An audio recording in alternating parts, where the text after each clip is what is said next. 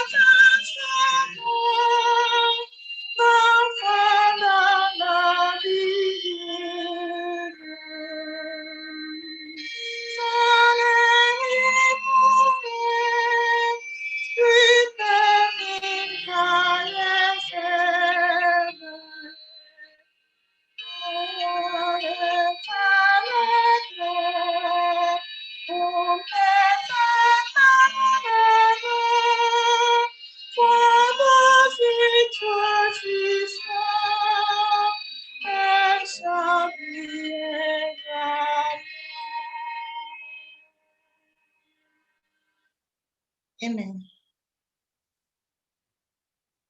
Opening prayer. Sister Nancy.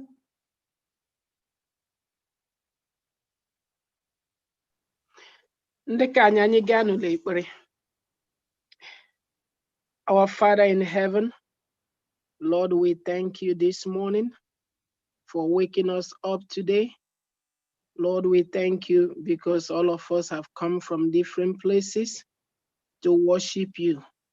Lord, we thank you for the life. We thank you for the food. We thank you for the clothes. We thank you for the shelter. We thank you because you have done more than we ask you, Lord. And we say praises, honor, power, and majesty belongs to your holy name. In Jesus' name, Lord. Lord, this morning, as we have come, some of us have come with our sinfulness. Lord, we please ask for forgiveness of our sin, Lord. Forgive us our evil thoughts. Forgive us for not hearing your voice sometimes. Help us this morning, O Lord, as we are about to hear your voice. May we not hear it and go the same, O Lord. Help us to turn from our wicked way. Help us turn from our evil thoughts, that we will be like you, Lord. Thank you because you're going to show us what education is all about. Education in you, Lord, we need, because without wisdom, we are foolish. Thank you because you love us so much that you gave Jesus Christ, that through him that we will be saved. Lord, is there anyone who is not here yet but on their way? Lord, we ask you to bless brothers and sisters, those who are sick, who will not be here today for one reason or the other. Lord, we ask wherever they are. I know their mind is here also. May you bless them, oh Lord. Lord, today's lesson, may it bring joy and hope to us. At the end of the lesson, may we find our need to come closer to you. May your name be praised from now to evermore for hearing our prayer, Lord. In Jesus' name we ask. Amen. Amen. We thank our sister Nancy for leading us into the throne of the Lord and for inviting the Lord to be in our midst today. And so I'm extending this welcome to everybody for us to also come before the throne of God with joy and happiness and with faith that the Lord will be in our midst and hear us today. We have come to give thanks unto him. Our song says, "Now thank we all our God." This is a week we have to give praises and thanks to God. It was last Saturday when we were here praying, worshiping, that America announced their new president. Within this week, we have had serious things happening in our lives. The Lord has delivered one of our sisters this week. So we have come to thank our God. So let us join together and open our hearts to receive the blessing from him today as we worship him in Jesus' name. Amen.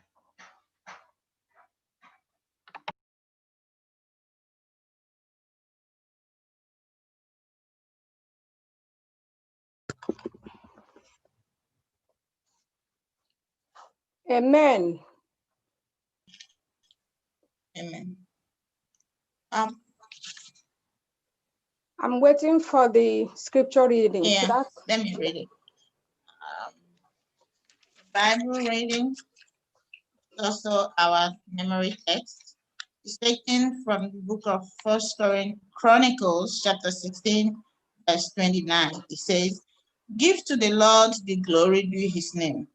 Bring an offering and come before him. Oh, worship the Lord in the beauty of holiness." May the Lord add more meanings to his words in Jesus' name. Amen. Amen and amen. Beautiful memory test. Lesson number 7. Worship in education. I just want to remind us that this quarter has been so beautiful. This is the quarter for us, me and you, to educate ourselves about how to worship our true God, the maker of the universe, the creator God. Because nowadays, people worship anything. Last week, we learned more lessons from the master teacher. We learned about how Jacob was on the run, Jacob's ladder, and all the blessings that God promised Israel, which still came to be. We were told about a whole lot of things about Christ being the true rabbi. And one little boy asked the pastor, What does rabbi mean? I remember that specifically. I was happy when I heard the voice of a young person asking that question, which means our young ones are also listening, and it made my heart joyful. So this beautiful lesson that we studied is leading us to another yet much beautiful lesson: worship in education. Education is a big topic. This lesson is very vast. As the lesson memory test has said, it is a loaded memory test. Be ready to decide in your heart what you will worship after today's lesson. Be ready to identify your style of worship. Be ready to recognize that God, the Almighty, who created you and me in his image, has stipulated for us to worship him in truth and in spirit. This lesson is heavy. Worship with your offering. Worship with your time. At the end here, he wants us to identify, who do you worship? What do you worship? In a world like this, there are too many things that we can be worshiping today. I love this lesson. If you leave me, I will start teaching. But I pray that the good Lord will give our elder, who has always been our master teacher in Sabbath school, to lead us through this lesson the way the Lord wants us to go through it. And I pray that as you study this lesson today, please remember to take something serious out of it. Let us study. Let us not be listeners only. May the Lord bless us in Jesus' name. Amen. And with this excitement in the lesson introduction, let us go into the altar of Lord and in prayer. Father, we invite you now to open up our minds to direct as we hear your word now. Use your man servant now to teach us the things we need to understand. Help us by faith to believe in you, to trust in you, and to worship you the way you want us to worship you. Thank you, Father, for hearing us one more time, for we ask in Jesus' name. Amen. Amen. Amen. Good morning, church, and happy Sabbath. Good morning. Sabbath. Yes, I thank Sister Njoko for that wonderful introduction of the lesson. She has made my job very, very easy. In fact, if I didn't go through the lesson today, that is what that lesson is all about. Worship in education. Now, worship is important. It's an important topic. And our lesson makes it very, very important point that we are created to worship. We are wired to worship. The question, as Sister Ozzy said, is the most important thing: who or what are you worshiping?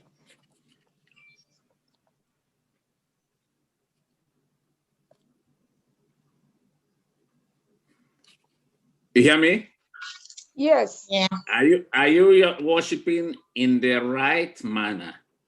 Because our God has prescribed specific way of worshiping him. Before I go on, I just want to read the memory text again. It says, give to the Lord the glory due his name, bring an offering and come before him. Oh, worship the Lord in the beauty of his holiness. Now, let's unpack this. I like that one. What does that mean? To worship the Lord in that manner. I saw three things. Give the Lord glory, do him. Worship the highest honor we can give God. We praise and glorify God through what? Our worship. The next thing is that bring an offering and come before him. What does that mean? It means that worship should cost us something. In the ancient Israel, what were they doing? They bring animals, bring everything for what? So for sacrifice, for burnt offering. That is the way they were worshiping. Even my destiny is breaking. Is it? Just your camera that's going off and on, but we can hear you. We are hearing you, but your camera goes on and off. Wow. Okay. What I was saying is that in ancient Israel, they bring offerings and animals for sacrifice, even something so dear in their lives. Like we see in Genesis 22, verse 5 to 8, talks about who? Abraham. That was the first references of worship, where Abraham used his only dear son for a burnt offering to sacrifice for God. That is, worship should cost us something. What about the 3 Hebrew boys? They were willing to go through the furnace because of worshiping God. They were willing to give their life because they want to worship the true God and worship him in a proper way. So for us today, the question is, what is worship costing us? Is there anything worship is costing you? Is there anything you are giving up for the sake of God to worship him? The next one is worship him in the beauty of his holiness. I will not go there now because on Wednesday lesson, we are going to unpack that. So on Sunday lesson, that says we all worship something. When God created man, we were created to worship our creator. Adam and Eve worshiped God out of their own free will. Worship was a delight, an awesome experience for our first parents. Because we are wired at creation to worship God, worship becomes a part of human nature. And this something in us pulls us to worship God. So after the fall, this instinct in human to worship, the enemy took advantage of it. Because we have that instinct in us, in our DNA to worship. Satan took advantage of it. Satan twisted, distorted, misdirected our worship. So in what we worship, it distorted it in what we worship, who we worship, how we worship, the manner of worship, and when we worship. When I talk about when, we will look at that when we go to the Exodus 20, verse 11. So many people and culture end up worshiping the creature instead of worshiping who? The creator. Every pagan culture today worship something of nature. They worship the moon, worship the sun, worship the rivers. Up to today, in India, people worship cow. Ancient Egyptians were worshiping Pharaoh. So that's where we are today. In secular society today, people worship people. People worship power. Those in politics, those with wealth, celebrities.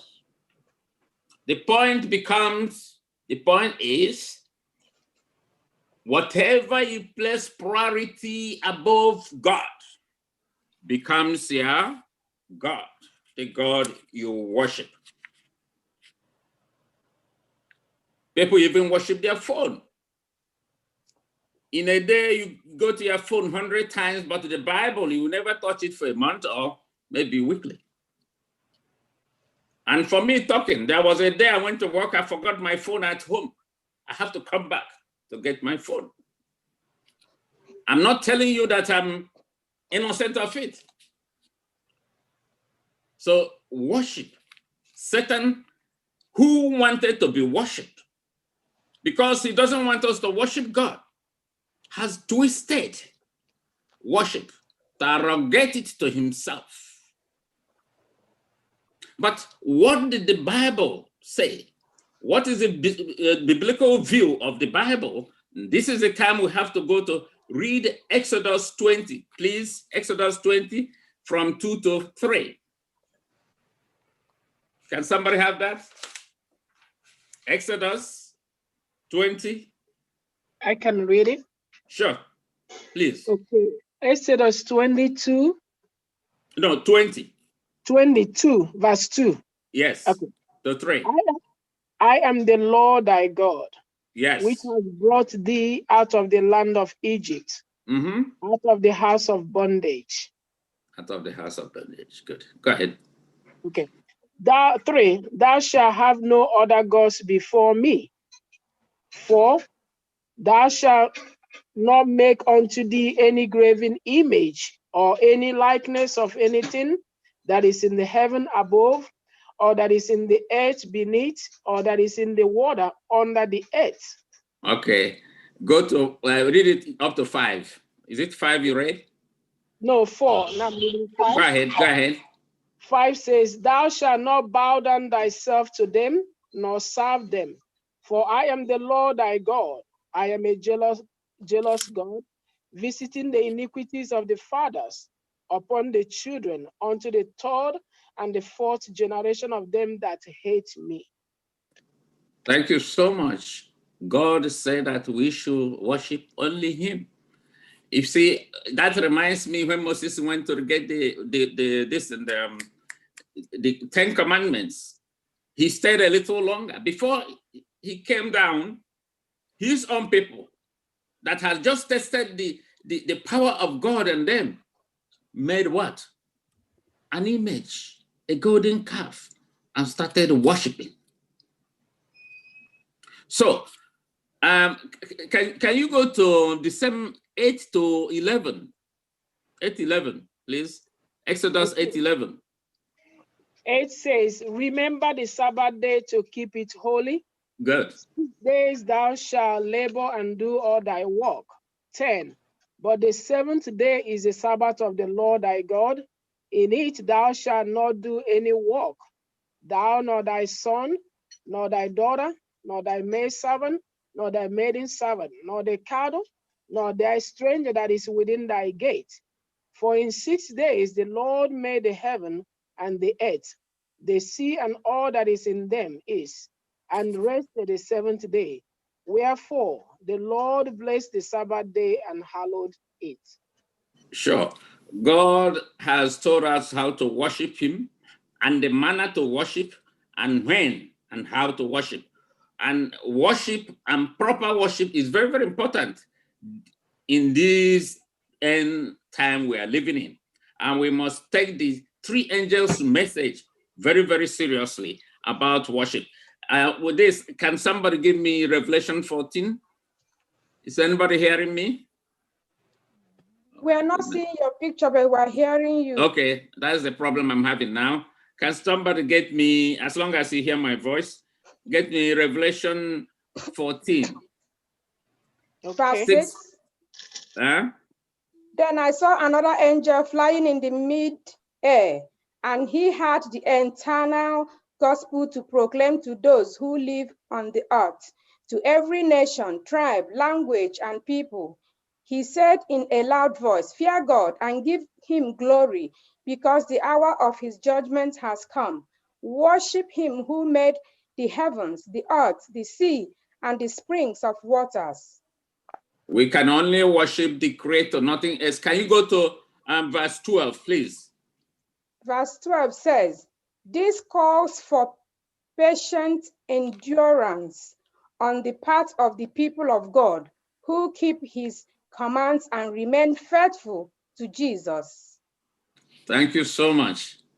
And I will say today, if you are really a true Seventh-day Adventist, pray very, very hard for the Holy Spirit to sustain your faith, because you have the doctrine, you have the prescription, Now, it says, those who have the commandment of God. And what else? The The faith faith of of Jesus Christ. This is, look, I was born an Adventist, but I looked around. But this very, very verse showed me that, yes, Seventh-day Adventists have the right doctrine, right way of what? Worship. Because they believe in the 10 Commandments. They believe in the what? The faith in Jesus and what he has done on the cross for us. These two, I didn't write the revelation. It was revealed by God. I don't know who is on this line today. I don't know where you place your faith and where you worship.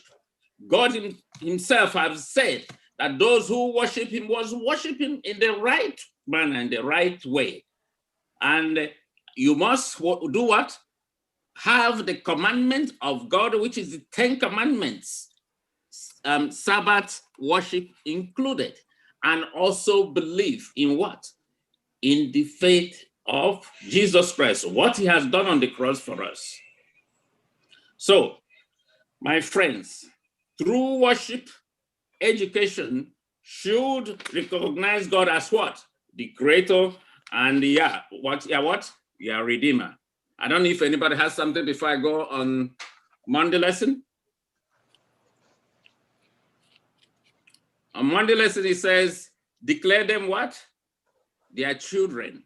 And this is in Psalm 78. If somebody, I would like somebody to have that Psalm 78, and another person will bring Deuteronomy 11, 8 to 21. Declare them to their children. You see, Psalm plays an important role in the religion of ancient Israel. Because in Psalm, when they are worshiping, they recite the song with what? Music, instruments during worship.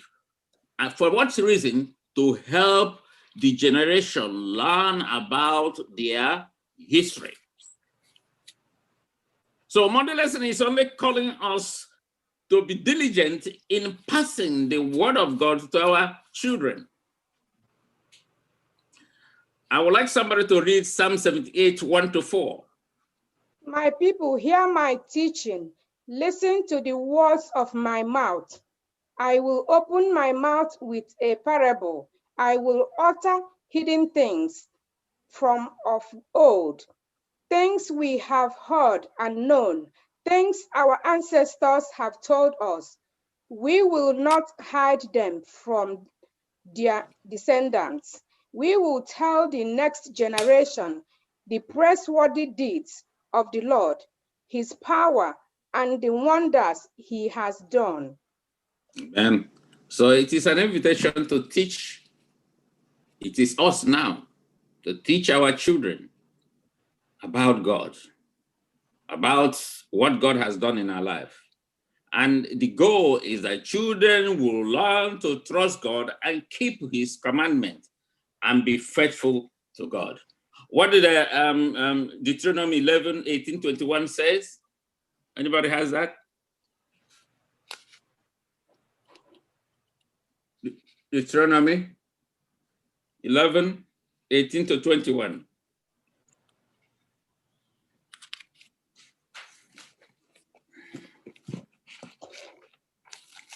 Fix these words of mine in your heart and minds.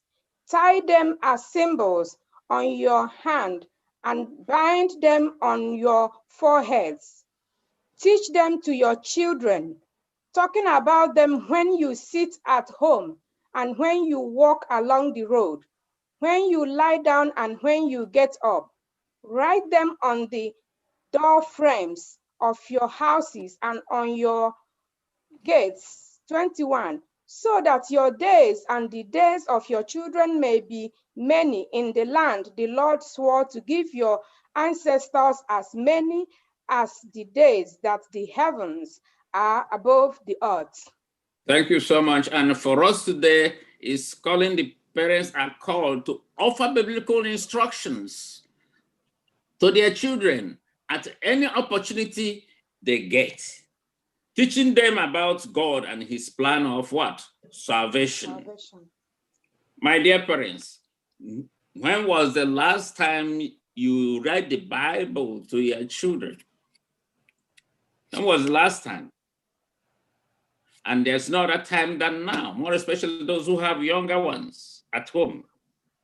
So worship education should start at home by parents, because if you don't give it to them at home, you are not sure what they will give them outside. And this is a call today for us, all of us, to start worship education, teach our children about God and the plan of salvation. Okay, Tuesday, anybody has anything to add to Monday lesson?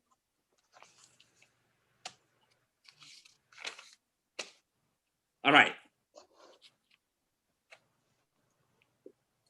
Worshiping in spirit and in truth, a very deep and wonderful lesson. And the question is, what does it mean to worship in spirit and in truth? Now, the text is found in John 4:23 to 24. If somebody can read that.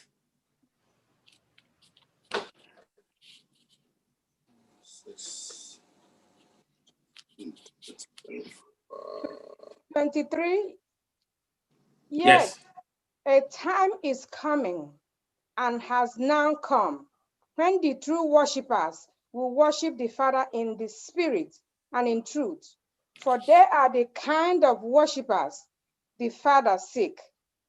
Yes. Before we unpack the it, spirit. Yeah, before we unpack it, let's look at the context. What is the scenario when Jesus made this declaration? You see, we all know about the story of the woman that had encounter on the well with Jesus. I'm not going to rehearse the whole thing now, but when during that discussion and encounter, Jesus touched the parts of his life that she is sensitive to, the parts that she is not comfortable to do what? To talk about. All of us, if you read it, you know the question. So because of that, the woman didn't want to respond to that sensitive part of his life. So the woman redirected the conversation to something else. She directed the conversation to the issue of worship, issue of worshiping on the site. That is the time Jesus made these declarations that those who worship God should worship in spirit and in truth. So let's see, how can we unpack this? What does it mean to worship in truth and in spirit? So for me, I see four things stay here. It means that God has a preference and very particular on how he should be worshipped. Here I see two qualifying expressions of worship. One, there are true worshipers. There are also what? False worshipers. Let me be clear about false worshipers. Here, the false worshipers she's talking about is not those that is worshiping idol. These false worshipers are those who profess God, the creator, and worshiping God, the creator, in an improper way. So when you say, I believe in God, I believe in Jesus, I don't worship idol, we have to examine ourselves to know whether we fall on these false worshipers or on the true worshipers. I pray and hope that all of us here today in this line falls among the true worshipers in Jesus' name. Amen. The third thing I see Um, here is that God the Father is seeking, is looking for true worshippers, not the false worshippers. God is looking for true worshippers. What else did I see in this text? I see two legs of two legs on which true worshippers stand on. Two legs on which true worshippers stand on. Meaning what? They must worship in what? In truth. And in what? In spirit. The question is, how do we know that we are standing on these two-legged, these two legs of true worship? How do we know? And I would like an audience, I would like you now to tell me how you know that you are worshiping in truth and in spirit. Anybody has an idea? yeah, I think worshiping go ahead. Go ahead. Okay, so I think worshiping in truth is doing the right thing, not keeping one part of the law and saying the other part of the law is not it.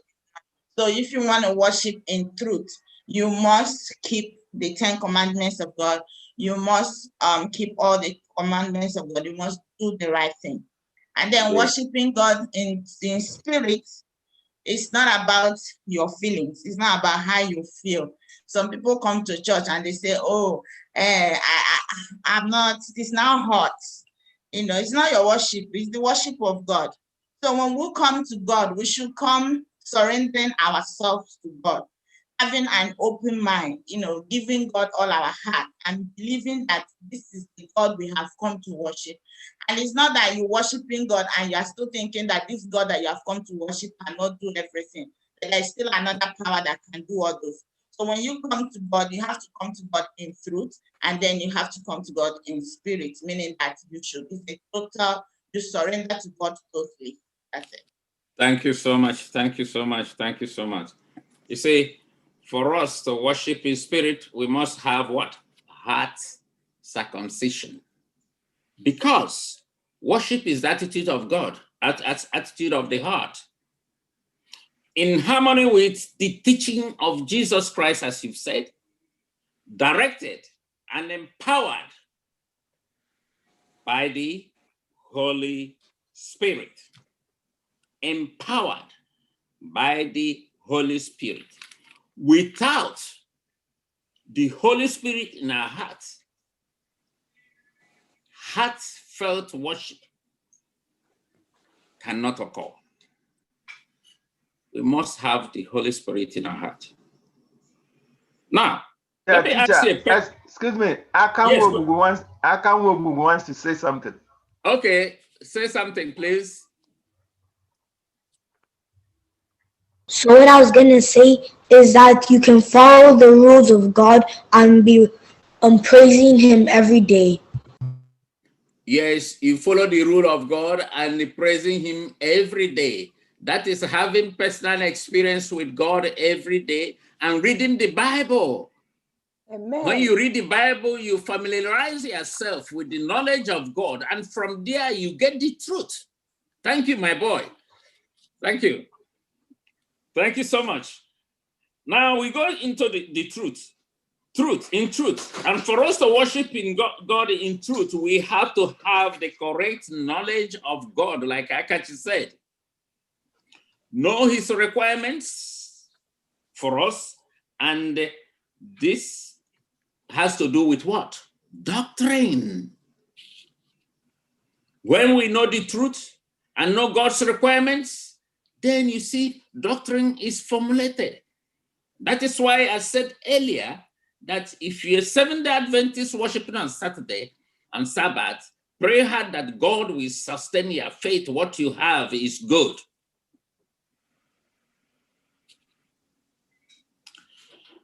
How do we get this truth?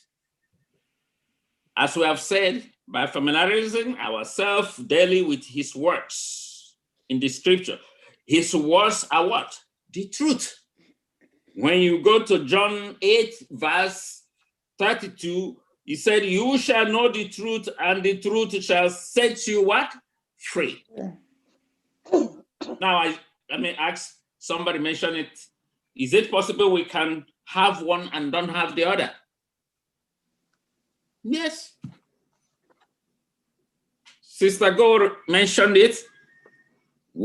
Some people have the spirit, they don't have the truth. Some people have the truth, they don't have the spirit. But God is seeking that we must have the two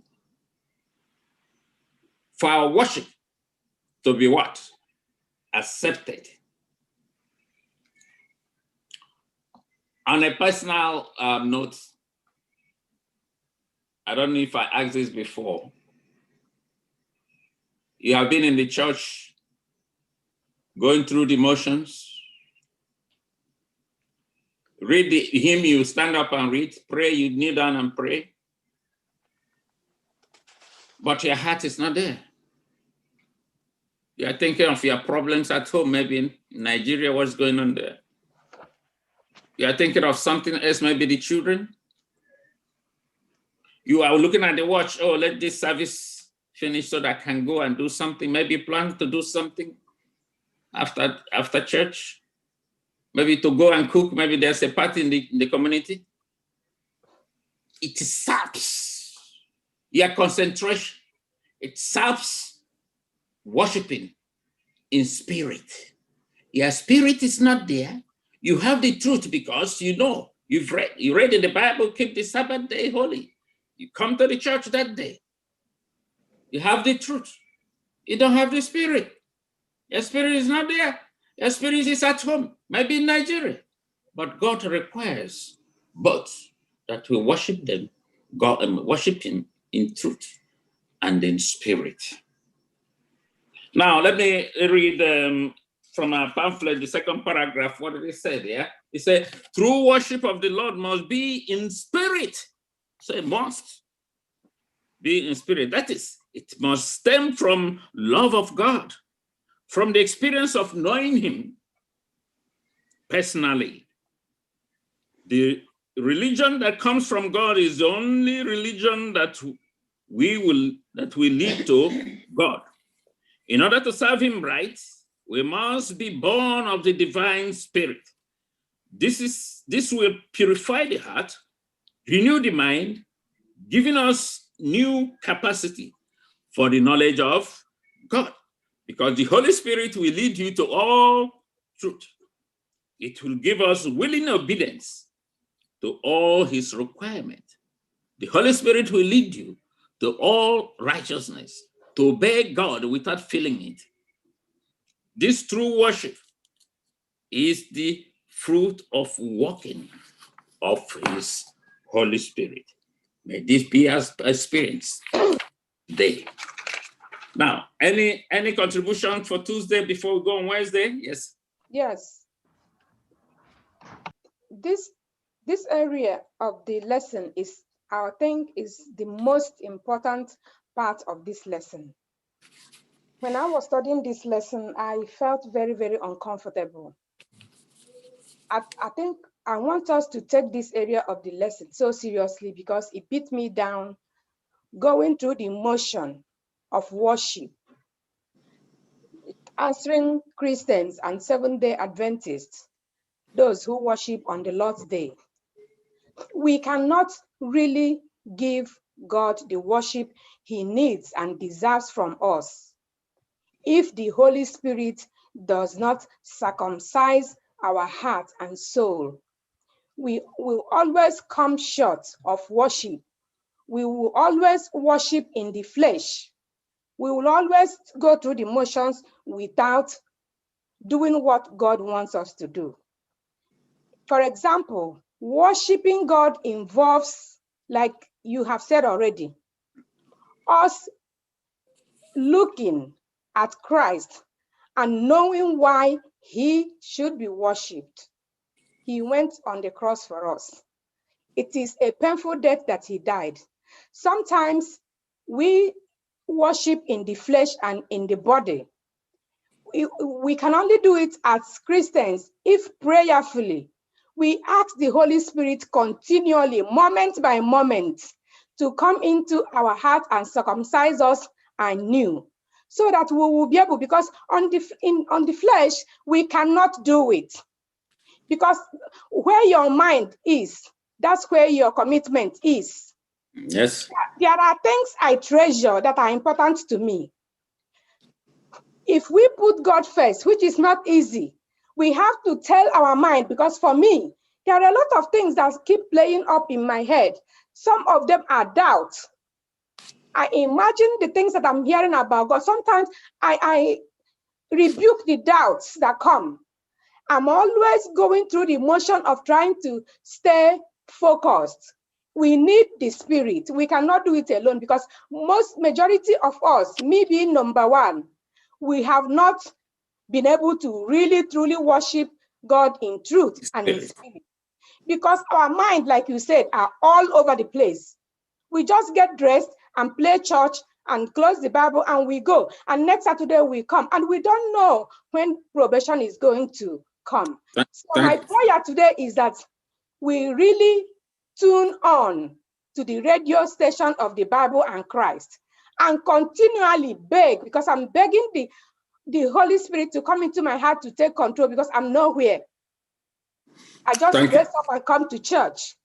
Thank you. So we need the Spirit badly this time, so that we can do this spirit and truth. Thanks a lot. We go to Wednesday lesson. The beauty of His holiness. The text is on First Chronicle 16, 1 to 36. But we're not going to read it because of time, because there's a lot of things we have to do today. But I will just look back again on the 29, verse 16, 29, which is also our memory verse. Okay, so here our lesson is on the beauty of holiness. What does this mean to us? To worship the Lord on the beauty of His holiness. Now, when I read it, I saw two dimensions of worshiping in the beauty of holiness. I see our own condition of our hearts. I see a reason to worship God. So worshiping God in the beauty of holiness, or in the beauty of His holiness, has to do with us as a person, our heart. And it has to do with who? The person we are worshiping. So you see, when we did Tuesday lesson, we said that we worship God in truth and in spirit. And verse 24 said, you worship God in spirit, because God is who? God is spirit. Now you come to this worship God in the beauty of His holiness. God is holy. And those who worship Him should be holy in their heart. There must be, as I said again, that circumcision of the heart, because worship, as I say again, attitude of the heart on our own part. We have to live in our lives according to the plan He has made for us. You see, when we go back to ancient Israel, if we had read the whole text in chapter 16, Israel was to be a holy nation, separated from all evil customs around them. They were to be holy in their heart and mind.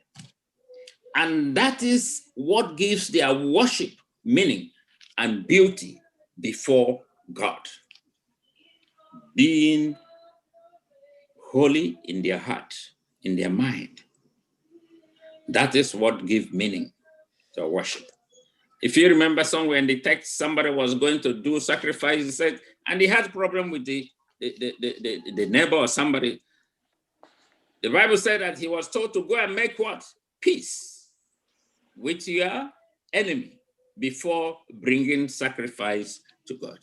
So worshiping in the beauty of his holiness involves us coming to God with a pure heart, a heart obedience to God and his commandment is the highest. Heart obedience to God and his commandment is the highest worship expression we can give God.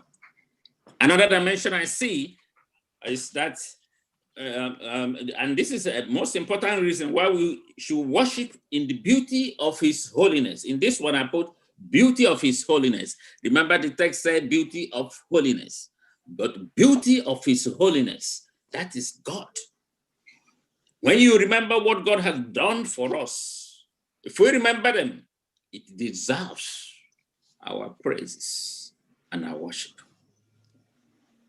When we concentrate and ponder on his purity, his holiness, his power, his purpose for us, his plan of salvation for us, when we think of the sacrificial system, how God became a man and was a substitute on the cross to give us hope for eternal life. My friends, his wonders should draw us, should draw our hearts to thanksgiving, praise, and worship in the beauty of his holiness. His beauty of his holiness. It is his wonders and what he has done for the people of Israel. I don't think that should be in our text that we didn't read. I think you have heard when they said that David danced excessively, joyously in the presence of God when they were returning the ark to the tabernacle in Jerusalem. David danced, and people were wondering why he danced like that. It's because David remembered how good God has been to the people of Israel. He remembered how he has rescued them, how he has saved them from all the things they've been through. When he remembered those things, David was excited and joyously danced and praised God. He danced in the presence of God and praised God. People were asking, why is he dancing like that? I think the wife. So my people, today, we should be happy when we come to the presence of God. I don't know if anybody knows that song that says, count your blessings. You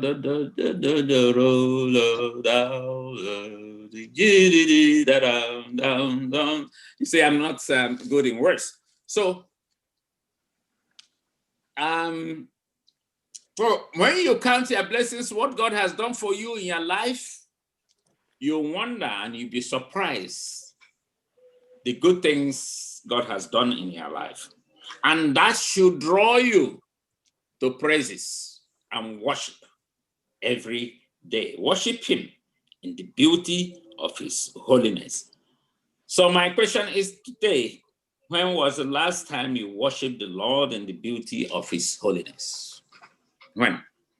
And we are being called today to worship him in truth and in spirit and in the beauty of his holiness. I don't know if I'm being, are you hearing me? Yes, we are hearing you. Okay. So that's why on Thursday lesson is what we have already done. That question you asked us that we wanted you to answer. Go ahead. What is the beauty of his holiness? Is there a place that we need to go to see this beauty of his holiness? Yes. You see the beauty of his holiness every day in your life. Like I said, count the blessings. Don't count what the enemy is doing to you. The life he gave you, the opportunity he gave you to come over here, a good husband and a good home, feeding you every day, good health. These are the blessings. You have to count. Those are the beauty of his holiness. So these are the things that will draw us to worship him. And when we are worshiping him, remembering those things, we thank him, we praise him with all our hearts. And that is what worship is supposed to be. We also see the beauty of his holiness in nature. Good. The things around us. So, So in summary, it means that God is everywhere, and the beauty of his holiness is also around us, is everywhere we are. Meaning that every day of our life, we have to worship God.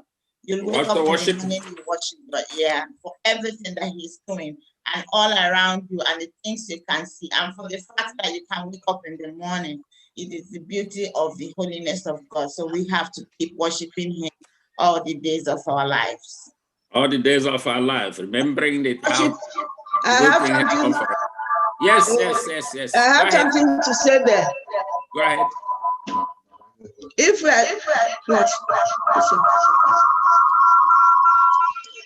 are worshiping God with sins filling in our hearts, we are not worshiping in holiness. We should think about worshiping God like what happened in Israel. The Day of Atonement, everybody coming must make sure that all sins have been confessed. Not one single sin will be left. So if we are worshiping God and all our sins are filled in us, we are not worshiping God in holiness. It's not about we, it's about God. How do we worship God? Do we worship God with all the grudges in our hearts? With gossip? With hatred between ourselves? If we are worshiping God with sin filling our hearts, we are not worshiping God in holiness. Holiness means sinlessness.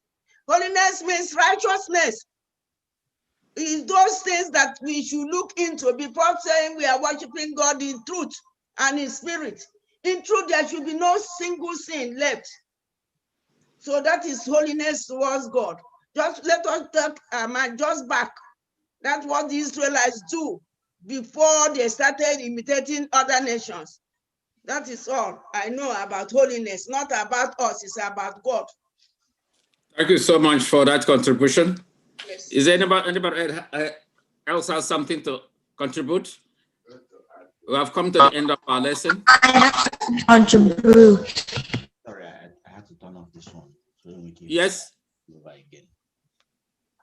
What I was going to say is in Wednesday's lesson, I read it, and then it said, the scenes do you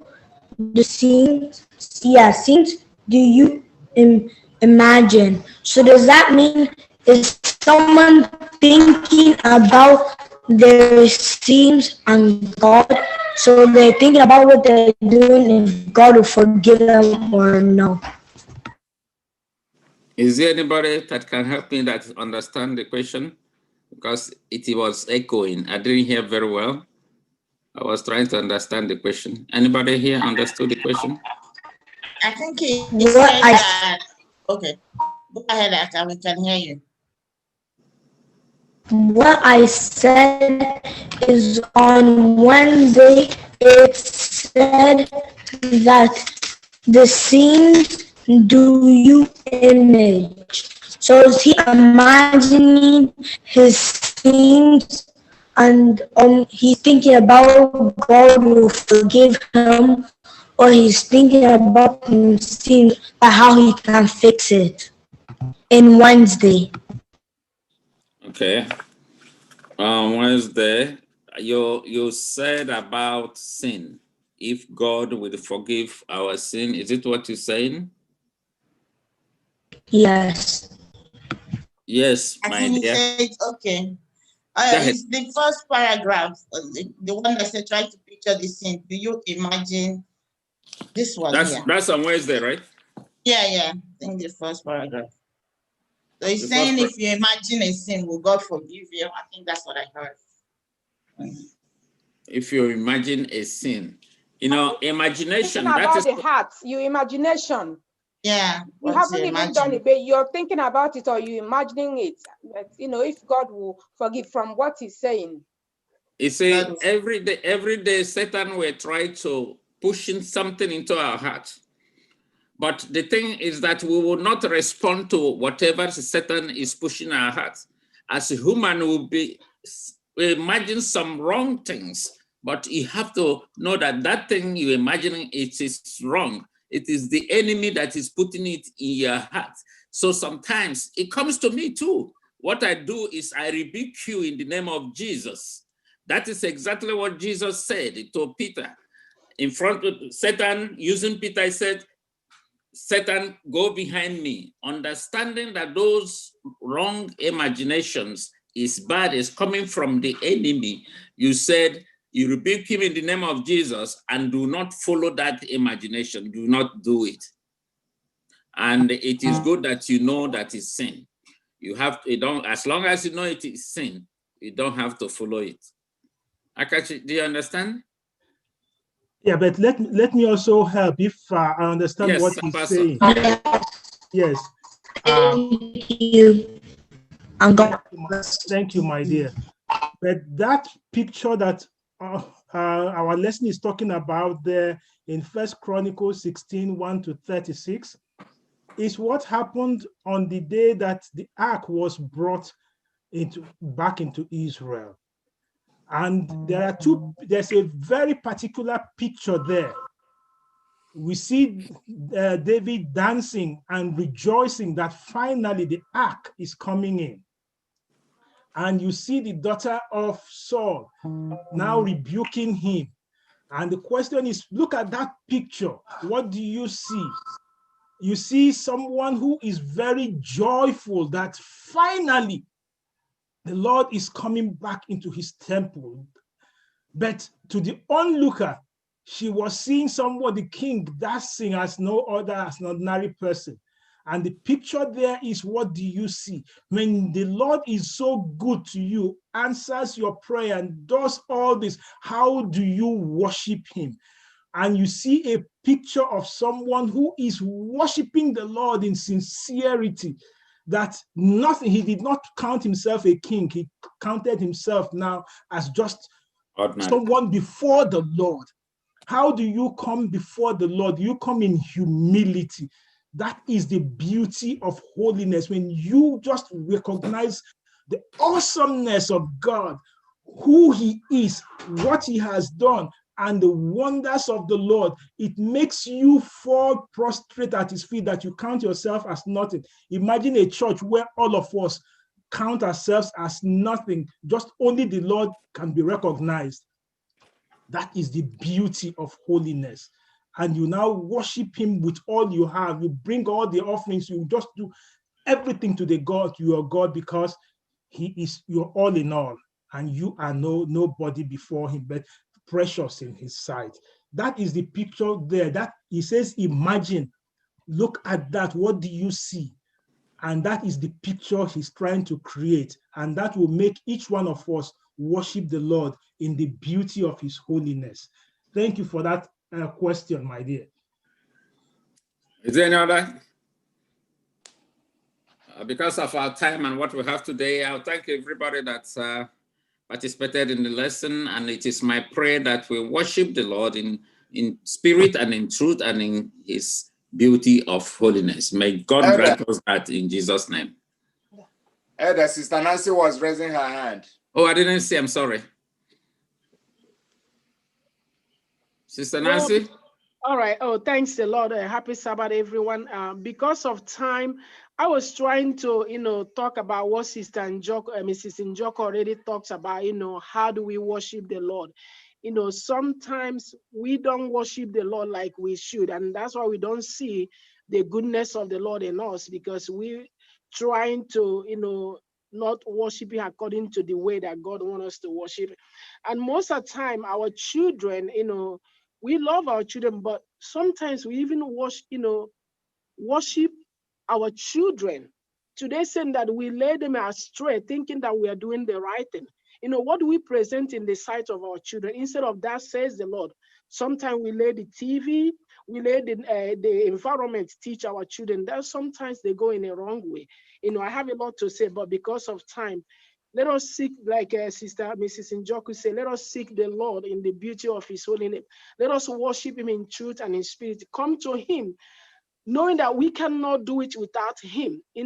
As we are living in the last day, let us be serious in what we believe. Like we were mentioned earlier, we are in the church, but our mind is somewhere. How can you worship God when you have two minds? You cannot.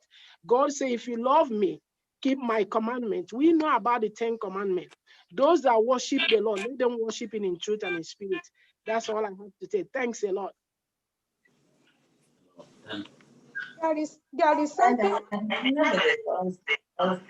There is something I saw in Thursday lesson.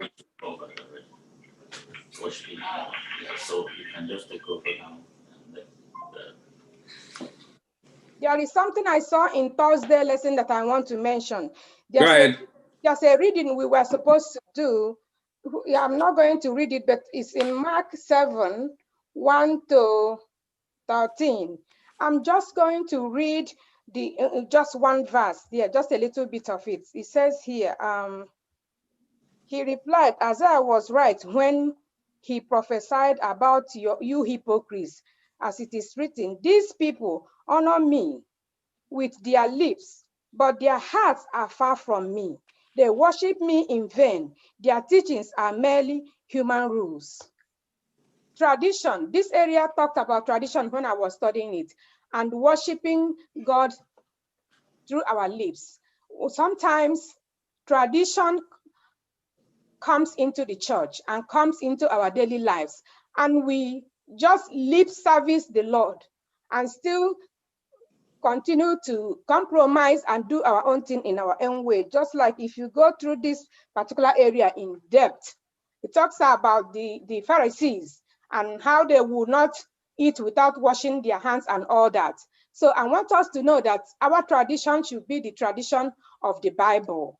What does the Lord expect us to do? What will Jesus have us do? How will he expect us to worship? Because when we worship him in lips, he who knows our hearts understands where we are and what we are doing. So we have to be very careful and prayerful that the Spirit of God will be in our hearts to enable us to worship him truly, in truth and in spirit. Amen. Yeah, that's why we say that everything is from the heart, not by the lips. And that's why Jesus was having always in conflict with some religious leaders who only worship with their lips, but not their hearts are corrupt. Can I say something about this idolatry in education? I think there is also so much idolatry in education. In some of the theories that we learn in school, evolution theory, this theory, that theory, all of them just point to tell us that some things happen and God does not exist. So in everything that we do, we should know that all these theories are not supported by the Bible, and any theory that is not based by or not backed up by the Bible is not from God, and we should not dwell on it. Because some of these things that we learn every day, sometimes we begin to imagine that they are the truth, but they are not. And that's the things we covered in this the lesson on, is it Tuesdays, that the education should start at home, because when they go out there, even there's a place in this country where it is a law, you don't talk about God in the school. So when you go to college, they begin to teach all these evolutionary theories. So our teaching about God, his 10 commandments and worshiping should start at home before they go out there. Thank you. I had my hand raised, but I don't know what's going on. Okay. In fact, I didn't see you. I don't know. Sister, Brother Azo. Yeah. I'm very happy to see you. Thank God for what he has done in your life. So what's the question?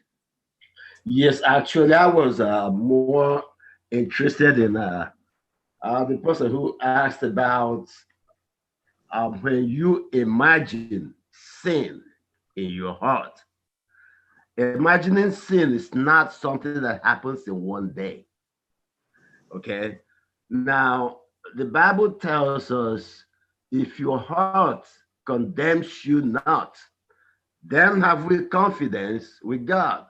But if our heart condemns us, we should know that God is greater than our heart and knows it all.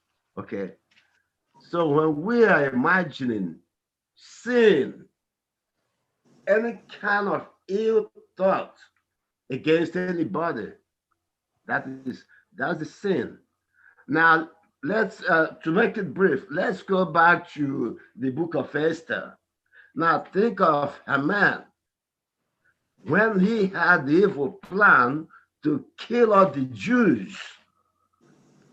But as God would have it, Mordecai, who was Esther's uncle, encouraged Esther to go before the king, since she had the opportunity to be selected as one of the king's King Ahasuerus' wives. Okay, so as the guy said, you know why you are here at such a time as this. Haman was imagining evil against the Jews. He wanted all of them killed. But because of an earlier event which Mordecai had disclosed to one of the king's servants. So when the king heard about this and wanted to know who would be honored, he pretended he didn't know. He called Haman. So Haman thought it was him the king was referring to try to honor. So he said, oh, this should be given to that person. This should be done to that person. Then another time, the king said, okay, what about somebody who had done wrong? What should be done to him? You know, remember this time, Haman had dug up, what do you call it, a gallows where he wanted Mordecai to be hung. Not knowing that the king had gotten information about his earlier activities, his conspiracies to get him, to have him killed. Those were wrong imaginations. Okay, so when the king finally found out the fact, he said, okay, now this is what has happened. Mordecai was there giving those honors that Haman thought would come to him. And Haman was the one who was hung in the gallows because of the imaginations. Okay? So that's all I Thank just you. Thank you. Thank you so much. Thank you so much, Edenia, for the way you handled this lesson today. May the Lord continue to bless your ministry in Jesus' name. Amen. Yeah. We will move forward fast now because our time is fast, man. Amen. This is the time for our Sabbath School expense offering, and I indulge you to please donate generously to our Sabbath School for the materials we are using. And as you do that, may the Lord bless you in Jesus' name. As usual, we will go to FirstIgbo 7DayAdventist.org online giving and give generously for the purpose of Sabbath School. At the very thought of Jesus, his presence can be felt. He's as close as the mention of his name. There is never any distance between my God and I. He's as close as the mention of his name. He's as close as the mention of his name. Jesus, Jesus, he's as close as the mention of his name. Jesus, Jesus. Jesus. May the Lord bless you as you donate generously to his cause in Jesus' name. Amen.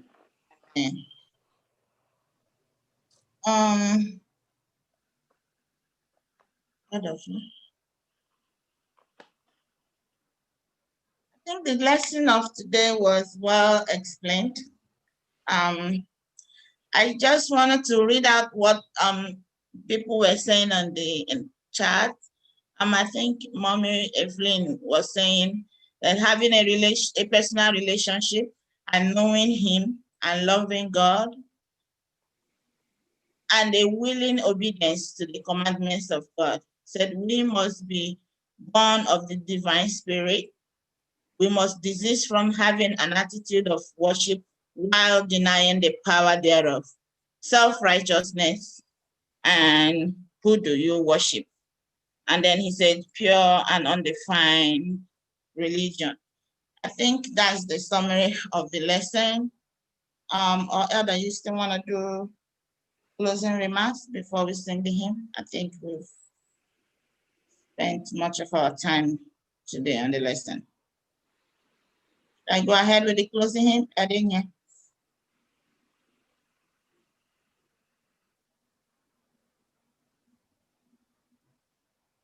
Go ahead. Okay.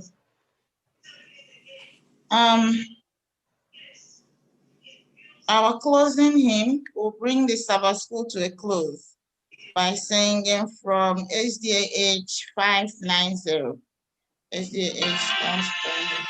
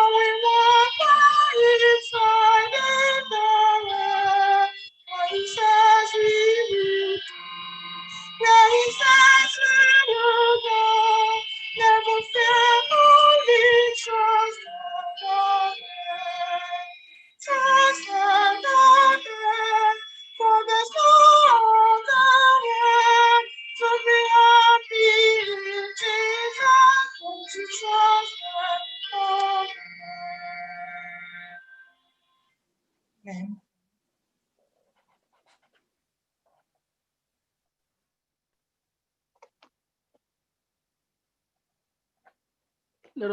Is it time for prayer? Okay, let us pray. Our Father in heaven, Lord, we thank you. We honor you because you have done more than we asked you this morning. Family members, friends have logged in this morning because you love us so much. Lord, we have learned this morning about how to worship you. Lord, we have learned that we don't know how to worship you. Lord, please help us and teach us so that we can know how to worship you and we can be able to teach our own children also, so that we will stand up and declare your glory, your wonders among the heathens, oh Lord. Thank you for loving us. Thank you for dying for us. Thank you because you are coming again to take us home. What a day it will be when all this trouble, when all this persecution, when all the things that we are seeing today will be wiped away. And we will be able to say, Lord, we've been waiting for you. Bless us today as we hear your voice. Bless us as we learn how to worship you. And may we worship in truth and in spirit. In your name, Jesus Christ, our Lord and our personal Savior, we prayed. Amen. Amen. Amen. We thank you all for joining us today and for participating in the Sabbath school. We pray that the God Almighty will continue to bless you and bless your families in Jesus' name.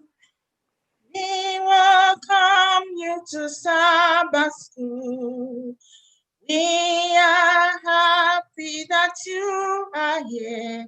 Happy Sabbath day. Happy Sabbath day to you all. Till we meet again. May the Lord keep you and yours till we meet again next Saturday. In Jesus' name. Amen. Amen. Oh, give thanks to the Lord, for he is good, for his mercy endureth forever. Happy Sabbath, church. Kena buhen kafuta olelo le anyị nwere taa. 40 days of prayer anyị ga on. Weekdays we meet at 9 p.m.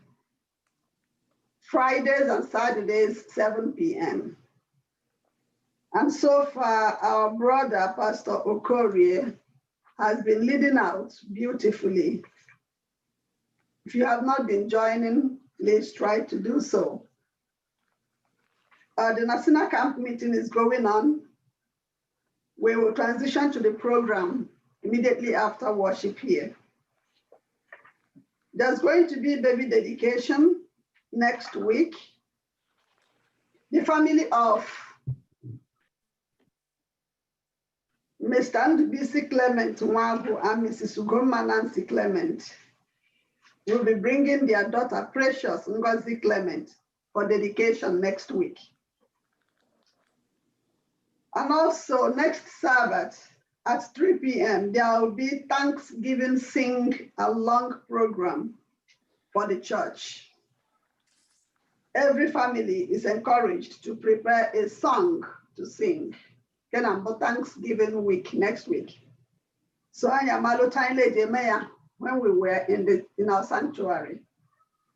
So that's still the same thing we are being asked to prepare for next week, God giving us life.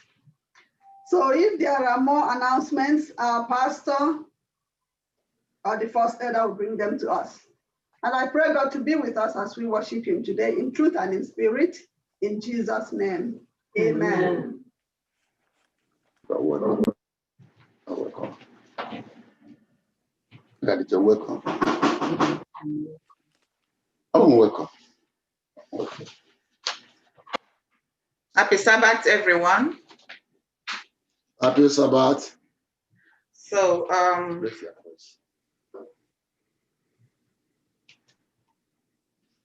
happy Sabbath, everyone. I want to welcome each and every one of us to the house of the Lord today.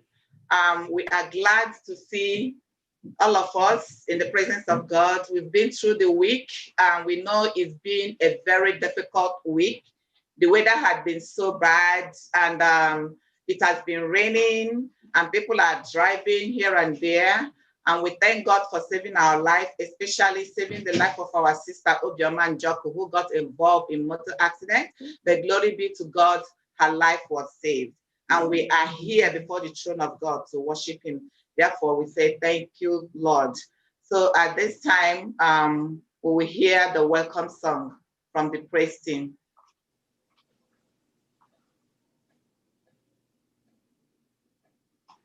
JGK, can you give us a welcome song, please?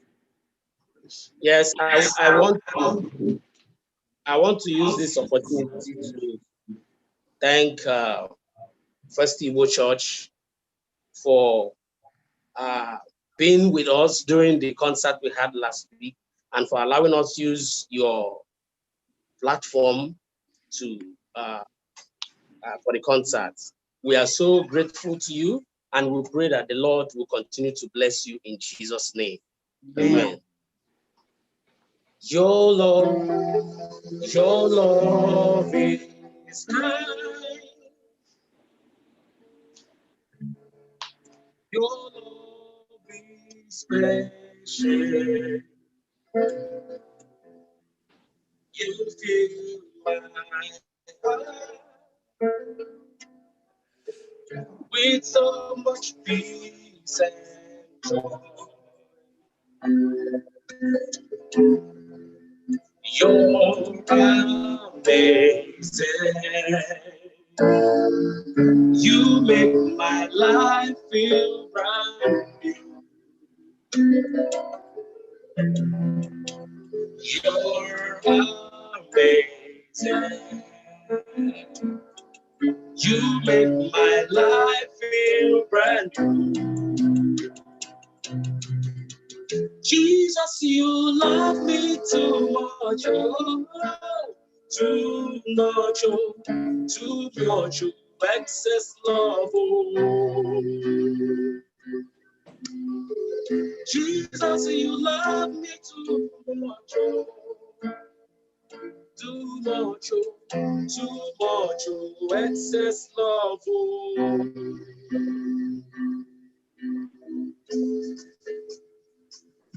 Your love is kind. Your love is special.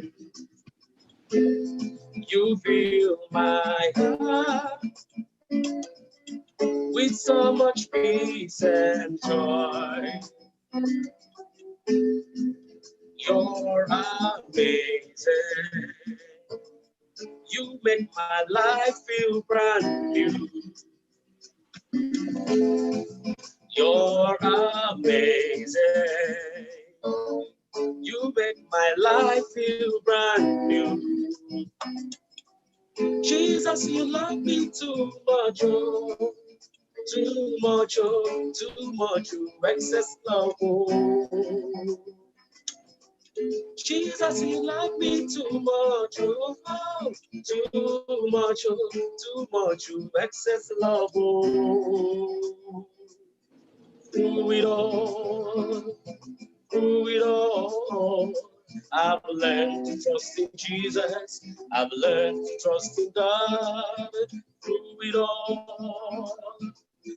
it all, I've learned to depend upon His word. Through it all, I've learned to trust in Jesus. I've learned to trust in God. Through it all, I've learned to depend upon His word. Obitoki utoni na Jehovah Buna, na Jehovah Buna, na Jehovah Buna. Obitoki utoni na Jehovah Buna, na Jehovah Buna, na Jehovah Buna.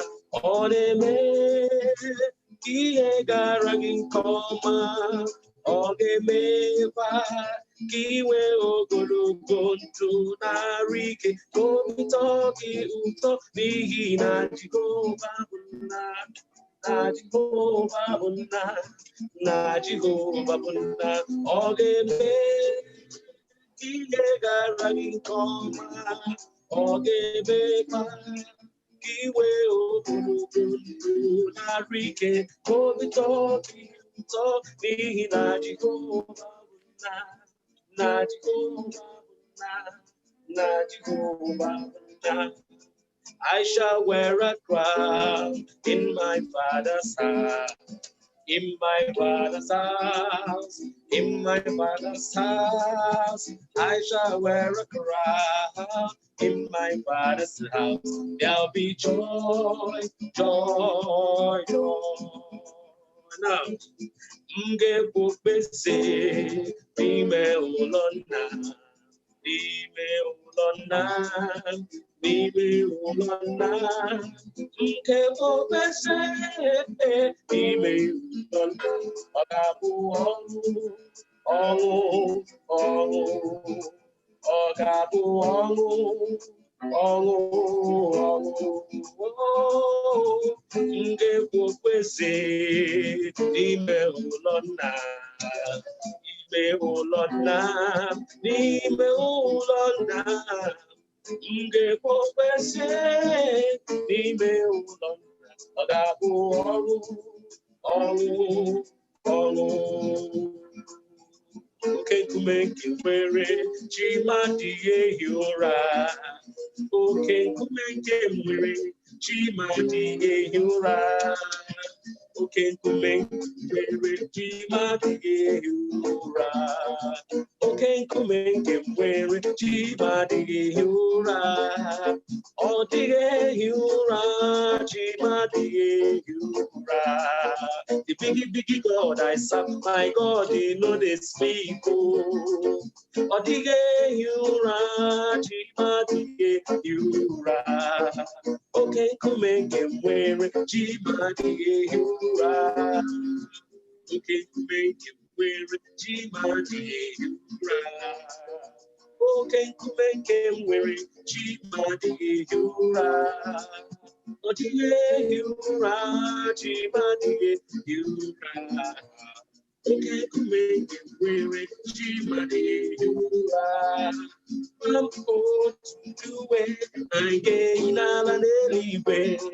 Otu uwe anyị ga-eyi n'ala n'eluigwe. Anyị ga-eyi uwe ọcha ya na okpu ọlaedo, ya na kpakpando atụkwasịrị ya ka eji chọọ ya mma. Anyị ga-ahụ Jizọs Kraịst ya na ndị mmụọ ozi ya, ya na ndị niile pụrụ anyị ụzọ gbaa ọsọ ndụ. Otu uwe anyị ga-eyi n'ala n'eluigwe. Otu uwe anyị ga-eyi n'ala n'eluigwe. Anyị ga-eyi uwe ọcha ya na okpu ọlaedo, ya na kpakpando atụkwasịrị ya ka eji chọọ ya mma.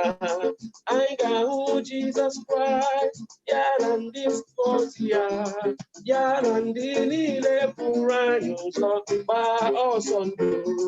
Otu uwe anyị ga-eyi n'ala n'eluigwe. Abụ nke gị Chukwu, enweghị onye ọzọ. Abụ nke gị Chukwu, naanị nke gị. Abụ nke gị Chukwu, enweghị onye ọzọ. Naanị gị ka m nwere onyinye. Abụ nke gị Chukwu, enweghị onye ọzọ. Abụ nke gị Chukwu, naanị nke gị. Abụ nke gị Chukwu, enweghị onye ọzọ. Naanị gị ka m mere onyinye. Naanị gị ka m mere onyinye. He holds the key to your life. He holds the key to your life.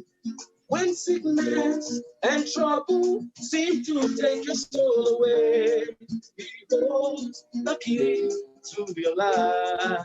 Oh, when sickness and trouble seem to take your soul away, you hold the key to your life.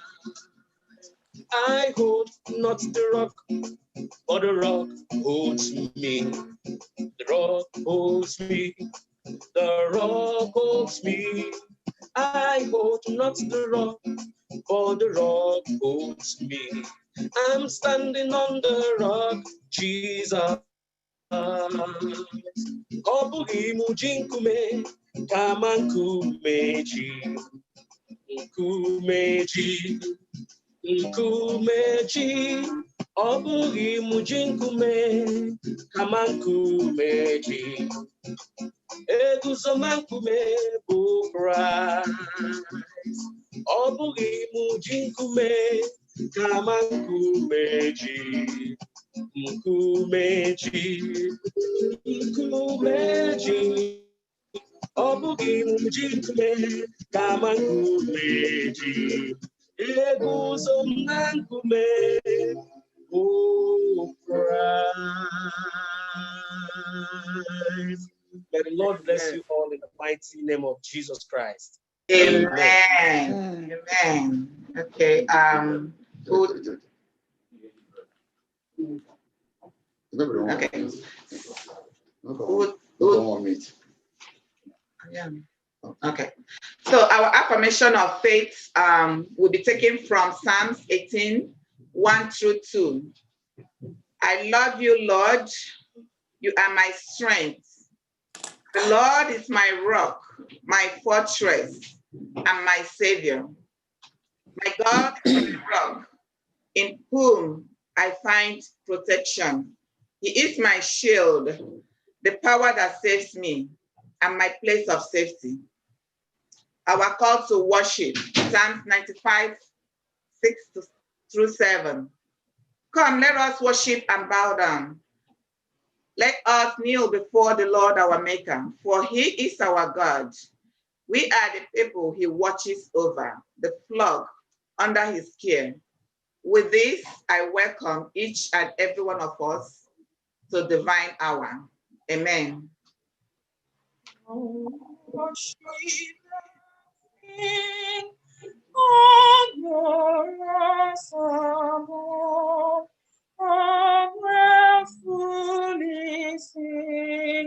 His wonderful love, our shield and defender, God and shelter,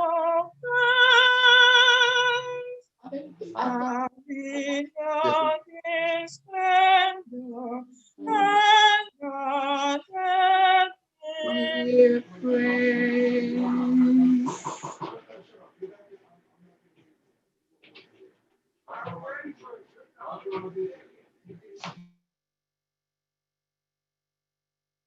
Let's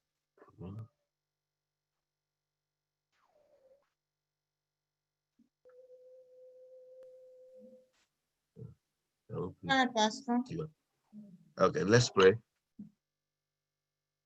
Our Father and my God, we thank you so much for a time like this. Thank you, God, because you are the Alpha and Omega, the beginning and the end. We have come to worship you, oh God. We pray that you will increase, oh God, while I decrease, that your children will also be blessed, and every one of us will be fully blessed by you, oh God. Thank you, God, because you've answered our prayers, for we have prayed in Jesus' mighty name. Amen.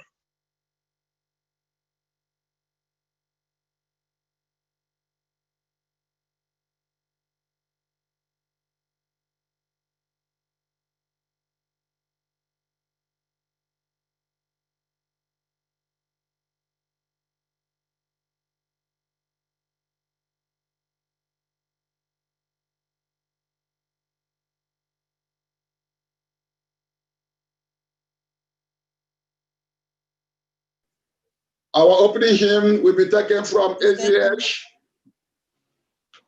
462. SDA 462. Sister Lamoma Dayunia. 462 SDA. SDA 462. Blessed assurance, Jesus is mine. Blessed assurance, Jesus is mine. Oh, what a foretaste of glory divine, heir of salvation, fortress of God, born of his spirit, washing his sword. This is my story, this is my song, praising my Savior all the day long.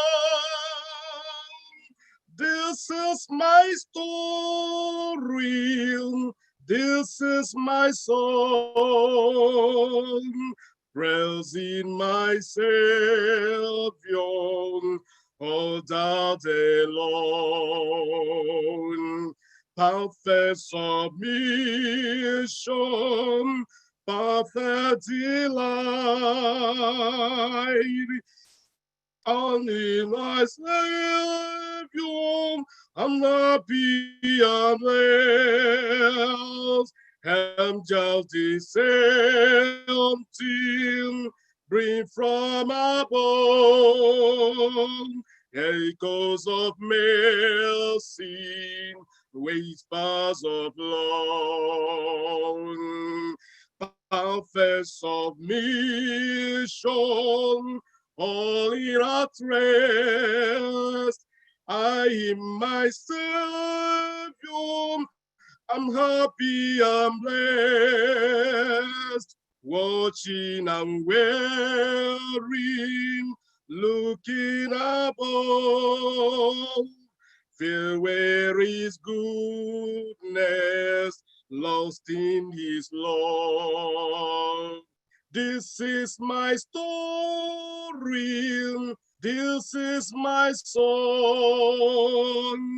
praising my Savior all the day long. This is my story, this is my song, praising my Savior all the day long, praising my Savior all the day long. Amen. Amen. Please open your Bibles to Micah 6, verses 8. As we take our scripture reading from Micah 6, verses 8, and I will read to your hearing. He has shown you, O man, what is good. And what does the Lord require of you? But to do justly, to love mercy, and to walk humbly with your God. May the Lord bless the reading of his word in Jesus' name. Amen. Come ye this consolate, where ye languish, come to the mercy seat, fervently kneel. Here bring your wounded hearts, here tell your anguish. Earth has no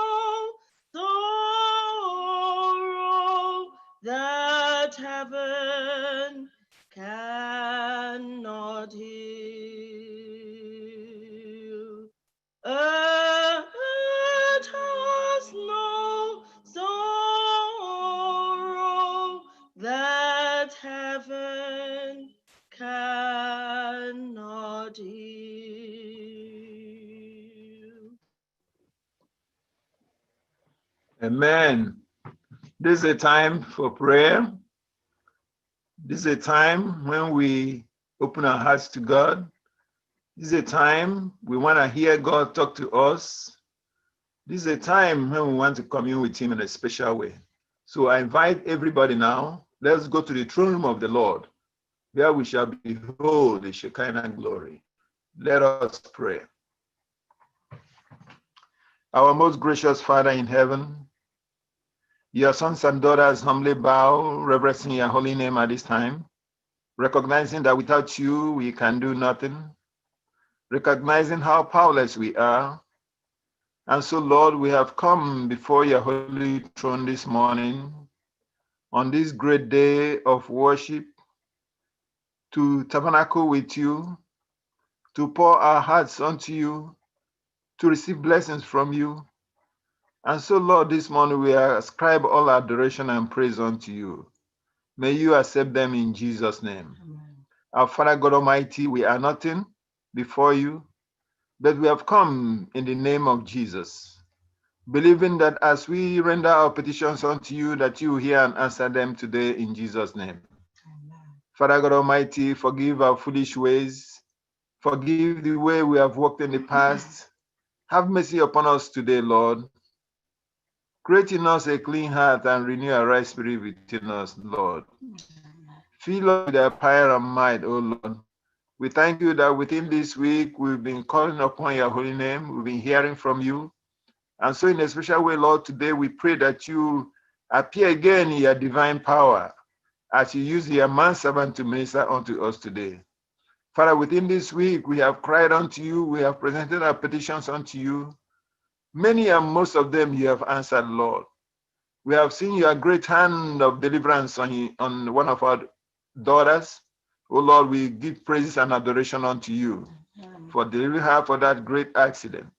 And so, Lord, we pray that you also going to shelter us, deliver us, and protect us in Jesus' name. Amen. Father, there are people who are before you now, who are in need of one thing or the other, who are also sending their petitions before you now, Lord. Out of the abundance of your mercy, may you hear from above and answer them in Jesus' name. Father, we pray for your Shekinah glory to enshroud us now, to fill us with your power and might. Even in the technology that we are using, Lord, may it be perfected to your own honor and glory. Father God Almighty, we pray that anything that is unlike you, may you remove it from our sight now in Jesus' name. Amen. Hear our humble cry. Answer our prayers today. Let us be fully blessed today. Thank you for your manservant you've been using throughout the week.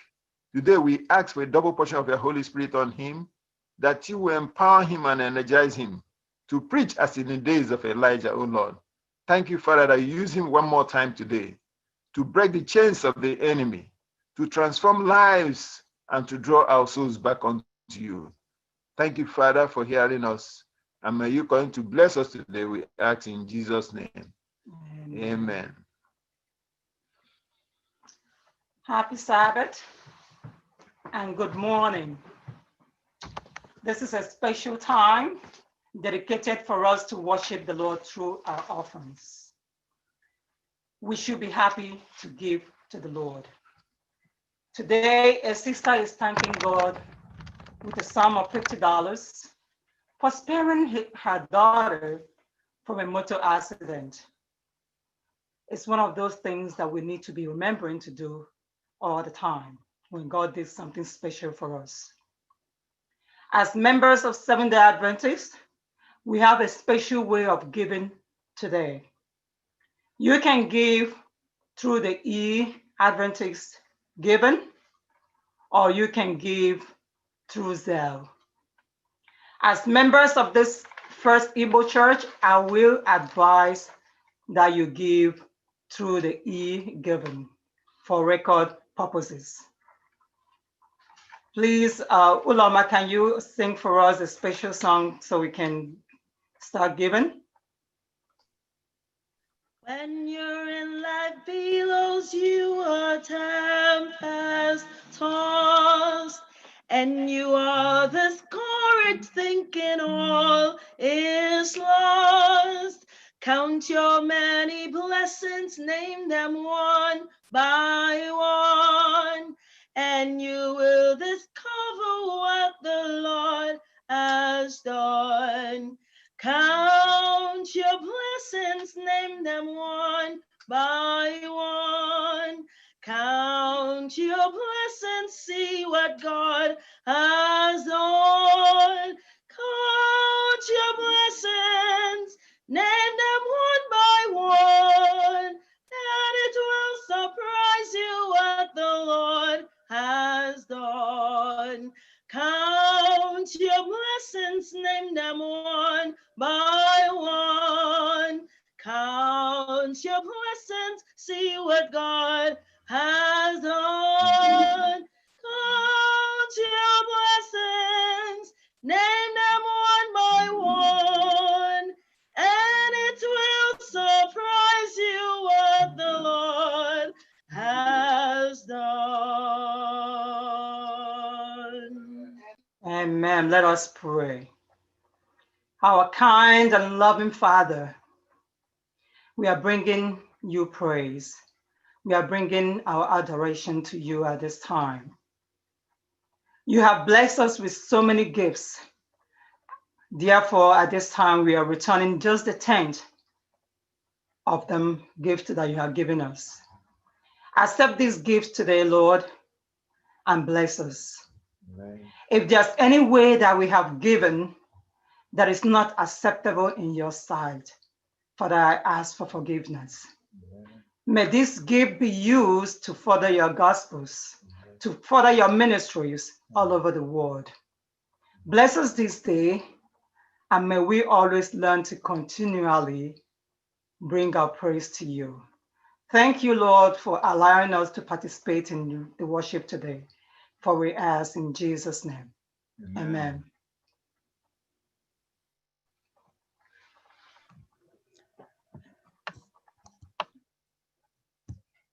God is good all the time. God is good. I thank each and every one of you for how we have all been participating in the 40 days of prayer. I praise the Lord for the ministry of each and every one of you.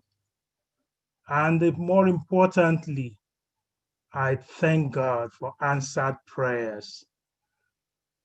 You have come, and the Lord has been answering, the Lord has been protecting, and I pray that these 40 days will not be in vain. Today again, we are blessed with the ministry of Pastor Okorie. Pastor Okorie now is part of us. He has been here all week, and we have all felt the power of the Holy Spirit using him mightily and abundantly. He is a man who has been in ministry for years, served in various capacities. He was formerly the youth chaplaincy director of the Maryland Church and district pastor, and also a conference director there in the Lagos area conference.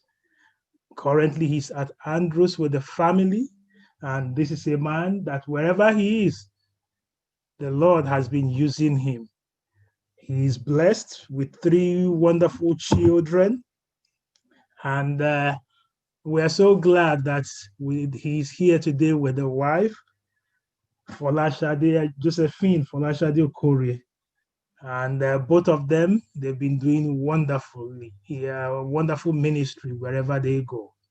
So again today, we are so blessed that we have him here. We are so blessed that we have each and every one of you here. And we are so blessed that the Lord will bless us as we go now to hear the word of the Lord. So after the choir must have finished singing, the next voice we'll be hearing will be that of Pastor Joseph Olufemi Amechi Okorie. May the Lord bless him abundantly and bless us all together in Jesus' name. Amen.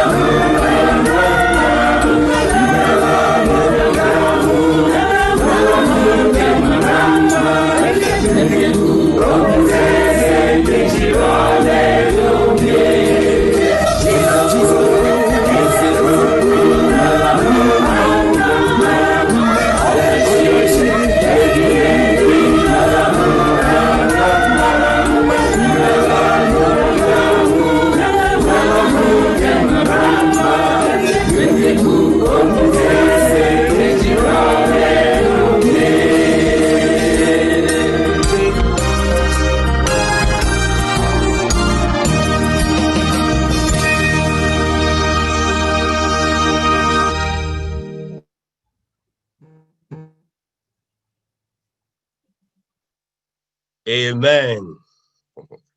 That's a wonderful song. May God continue to be with the choir. May God continue to bless the voices. I know in heaven we'll have beautiful crowns. The home that God has gone to prepare for us will be great. That will be a great experience with Jesus, with his angels, with the 24 elders in heaven. I want to thank God for this week. It has been awesome. I want to thank God for Pastor Okezie Rondu, who invited me to preach. Thank you. God bless your ministry. Thank you, all the elders, and thank you all for those who have been participating, who have been coming for this wonderful program. And I pray that you will not pray in vain. I pray that the Lord will answer your prayers. He has started, and he will complete what he has started in Jesus' name. Amen. This morning we'll be going through a topic: demanded but not accepted. Can you all hear me? Demanded but not accepted. Let us pray. Our Father and our God, we have come to learn at your feet. We ask you, O God, that your mercy, that you speak from heaven to each and every one of us, so that at the end of this message, we will go rejoicing that you have answered our prayers. For we have prayed in Jesus' name. Amen. Demanded but not accepted. A lot of things we know. We all know what demand is. Of course, we've gone to school, and demand is an act of probably demanding, asking, especially with authority, a demand for obedience, for instance, or something claimed as due or hold, or a requirement, reclaim, asking, or to call for as useful or necessary. Well, I want us to read Luke chapter 18, verses 9 to 14. It says, also he spoke this parable to some who trusted in themselves, that they were righteous and despised others. Two men went up to the temple to pray, one a Pharisee and the other a tax collector.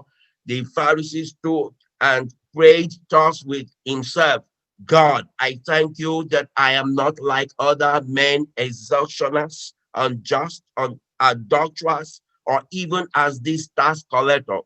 I fast twice a week. I give tithes of all that I possess. And the tax collector, standing afar off, would not so much as raise his eyes to heaven, but beat his breast, saying, God, be merciful to me, a sinner. I tell you, this man went down to his house justified rather than the other. For everyone who exalts himself will be humbled, and he who humbles themselves will be exalted. Brothers and sisters, there are so many things in the Bible that are requirements, that are things that God demands us to do. There are so many requirements. The law, the Decalogue is there, the tithes and offering, that we should also pray, we should worship God in truth and in spirit. We are required to do all of these things. But one thing is how we approach to all of these things matters to God. Our approach matters to God. So many of us have wrong motive behind every action. Some of us have good motives, but I want to tell you, brothers and sisters, God is going to judge us according to our works, but then he will look at our motives. So let's just be very careful that we do not exhibit self-righteousness like the Pharisee.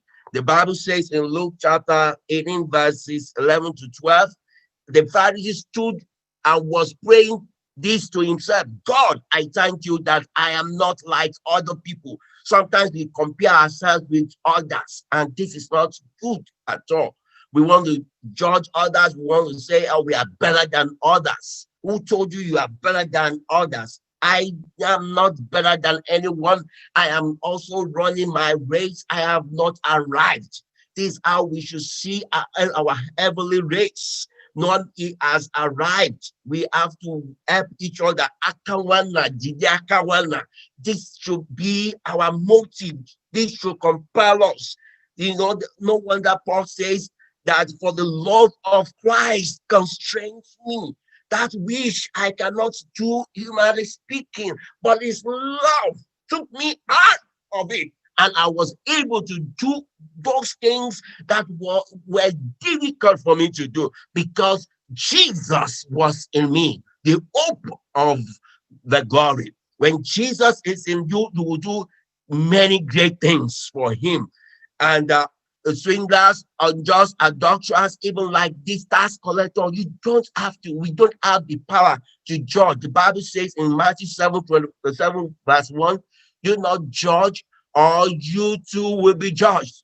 For in the same way you judge others, you will be judged. And with the measure you use, it will be measured to you. What we lack in most congregations today all over the world is mentors. We need mentors in all our churches. We need people who are pillars of faith. We need people who are genuine in everything that they are doing. They are Christians. By their words and by their actions, one can say that these ones are Christians. We need people who are controlled by love, who love their brothers and sisters, and who love everyone from different parts of the world. And this man said, I fast twice. Yes, to fast is what? Is a demand, is a requirement. As Christians, to return our tithes is a requirement. But there are ways we will return our tithes and our offerings and they will not be accepted. There are ways we will fast and they will not be accepted. Especially when you are a husband, you abuse your wife in different areas, and your wife is saying, you abuse me, you are abusing me. Why don't you stop a while and or pause a little while and think about it? And abuse is also an oppression. It does not matter. The word abuse or oppression, they are the same. And when you read who is a Pharisee associated with lawyers who came from every village of the Galilee in Judea and Jerusalem. They saw blasphemy as arrogation of the privilege to forgive sin. Because of the time, I just want to read the red letters, the ones with red letters. Fasted and prayed. Yes, to fast and pray is a requirement. There are requirements. Protected Sabbath sanctity. Yes, the edge of the Sabbath is a requirement. Would rescue a child or an ox from a well on the Sabbath is a requirement. We are asked to take care of our pets. He was very frequent in synagogues. Yes, the Bible says we should not forsake the assembly of God's children. Yes, tithes and offering, tithe all of the things God has given you. Yes, it's a requirement. It's a demand. Held to the law and the prophets. Yes, we have to hold on to the law and the prophets as written in the Bible. Yes, there are requirements. Believe the idea of a resurrection. Yes, we should believe that's a requirement to get to heaven. Brother and sister, all of these things are requirements, and all those things that the Bible has mentioned, they are all requirements, they are all demands. So from God, that God wants us, God expects us to do all of these things. But one thing is, they are demanded, but the way we go about them, they will not be accepted as sacrifices. This we should be very careful as Christians. We should be motivated by love. Mark chapter 7 verses 8 to 9 says, For laying aside the commandments of God, ye hold the tradition of men, as the washing of pots and cups, and many other such like things ye do. And ye said unto them, full well ye reject the commandments of God, that ye may keep your own tradition. So you have many people have chosen human traditions over the tradition of God, over the commandments of God. And this is what God hates.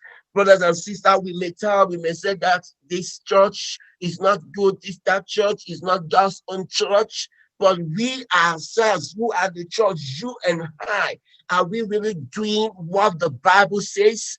Have we searched our hearts? Are our hearts clean? Are we not gossiping about others? Are we not backbiting, backmailing others? We need to really stand. If that is my brother, and my brother is gossiping about me, will I be happy? If I will not be happy, I should not do it to my brother. I should not do it to my sister. I should love him, even if he has done anything that is good. If it were Jesus, if you were Jesus, what would Jesus do? Will Jesus keep gossiping? Will Jesus revenge? Will Jesus do evil to someone who has done evil to him or do to him? Friends, this is what the Bible says, that we should love one another. And that's when all of these things that we are doing, we are thinking the church will be accepted, that we are witnessing for Christ will be accepted as a living sacrifice. Our prayers will ascend into heaven. Luke chapter 18 verse 12 says, I fast twice in a week, I give tithes. And if you read Matthew 1 and 2, it says, take heed that you do not do charitable deeds before men, as being seen by them. Otherwise, you have no reward from your Father in heaven. You want to be seen by the church that you are the best giver. You want to be seen by people that you are good in giving. That's not a good thing. You have received your reward. It's a demand to give. It's a requirement to give. But then that giving may not be accepted if we do not do it the way God has asked us to do it, by true love. And that's very important that we should do that. And if you read Isaiah chapter 8, that tells us about true fast. We fast. Yes, fasting is good. Yes, we can fast 3 days, 21 days, 40 days, 60 days. They are good things. They are requirements, because Jesus said that even when the disciples could not deliver the child of the woman, and they went to Jesus after Jesus had delivered him, they went to Jesus. How come that we could not deliver him? And Jesus said, he have little faith. He don't have faith. He have faithless generation. But then you can't do this except through prayer and fasting. And then, is this not what is the true fast? Isaiah 58 tells us what true fast is. Is this not the fast which I chose? To loosen the bonds of wickedness, to undo the bonds of the yoke, and to let your oppressed go free and break every yoke? Is it not to divide your bread with the hungry and bring the homeless poor into the house? When you see the naked, to cover him and not to hide yourself from your own flesh, then your light will break out like dawn, and your righteousness will speedily spring forth, and your righteousness will go before you. There, the glory of the Lord will be your rear. Amen. This will happen if we do what is required by faith and true love. If we do it, it will happen.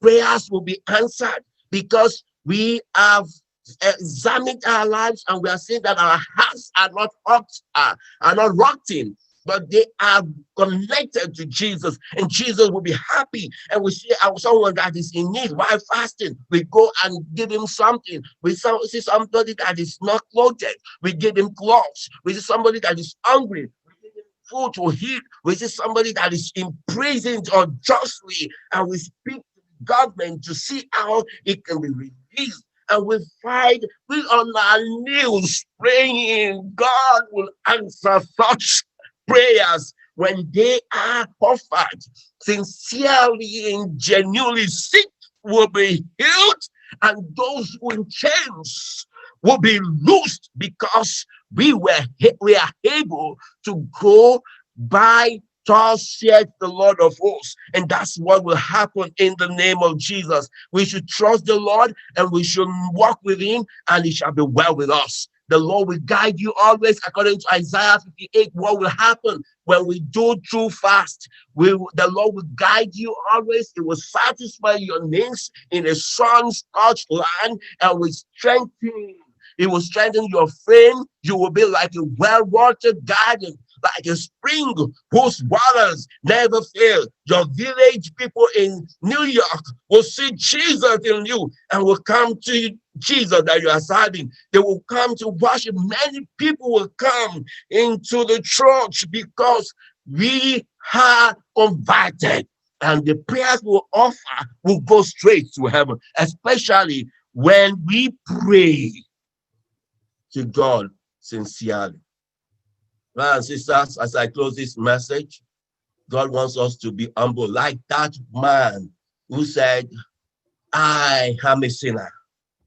Please have mercy. There is no way, there is no time. There should be no time in our lives that we say we are righteous. But let us always say, Lord, have mercy, for I am a sinner. You should humble yourself. When we humble ourselves, we are accepted. All our sacrifices will be accepted. All our songs will be accepted, will not be rejected. But when we do not, the Lord says he will abase us. May God help us. And what is that sin in your life? Rend your garments. Finally, Joel 2, verses 12 and 13 says, therefore also now, said the Lord, turn ye even to me with all your heart, and with fasting, and with weeping, and with mourning, and rend your heart, and not your garment, and turn unto the Lord your God, for he is gracious and merciful, slow to anger, and of great kindness, and repent him of the evil. Are you far from the Lord, or you are very close to the heart of God? Jesus is calling. Why must you pray in vain? Why must you sing in vain? Why must you preach in vain? Why must you do God's work in vain? Why must you do things for God in vain? May God help us so that we will not worship God in vain. We will not pray in vain. In Jesus' name, amen.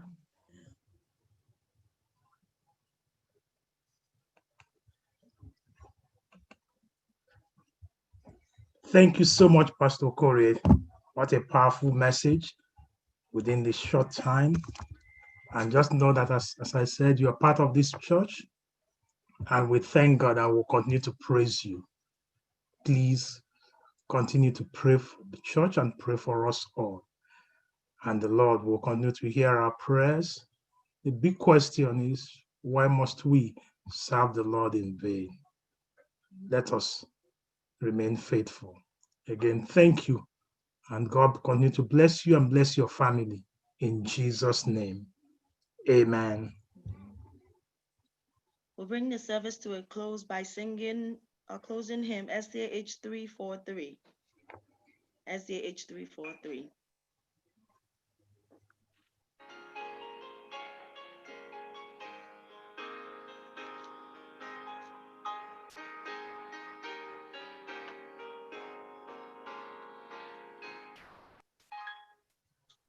I will sing of my Redeemer and his wondrous love to me.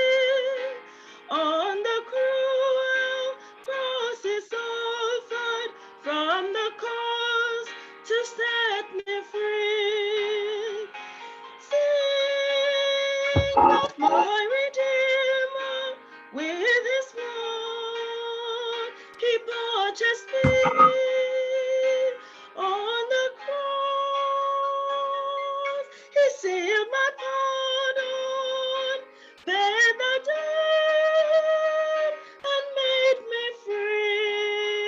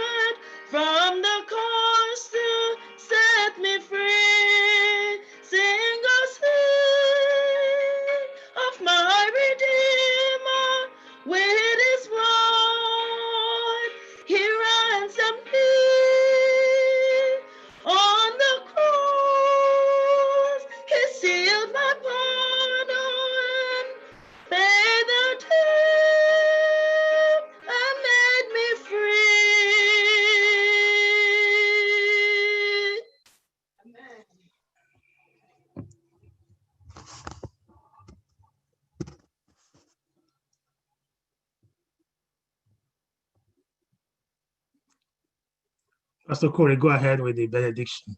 Thank you. Okay, let's pray.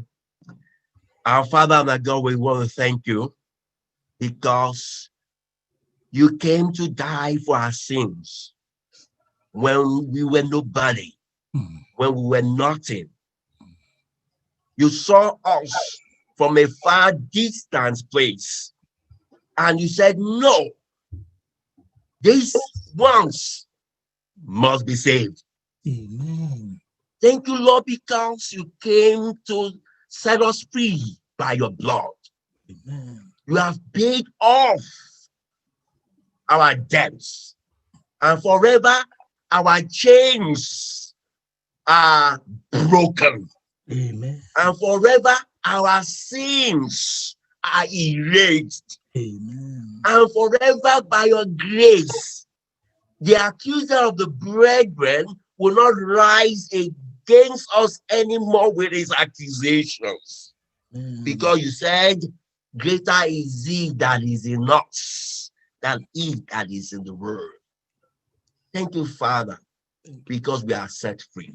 Amen. And hold us to the hand, oh God, we and our children, and those that will come in after today into your sanctuary. Help so that each and every one of us will see you appear in the cloud of heaven, and we will rejoice in your holy name, and we will go to that glorious kingdom built without hands. May the Lord bless you and keep you. May the Lord lift his countenance upon you and be gracious unto you. May the Lord grant you peace in your families, peace at your workplaces, peace at your business centers, peace within your communities, now and forevermore. Amen. I will follow thee, my Savior, wheresoever my Lord may be. Well, thou goest, I will follow. Yes, my Lord, I'll follow thee. I will follow thee, my Savior. Thou didst shed thy blood for me, and all measure forsake thee. By thy grace, I'll follow thee. Amen. Amen. This is your moment with the Lord. Go ahead and talk to him. Lay your burdens and receive your blessings. Just lay your burdens. This is your moment with the Lord. Lay your burdens. Bring your expectations.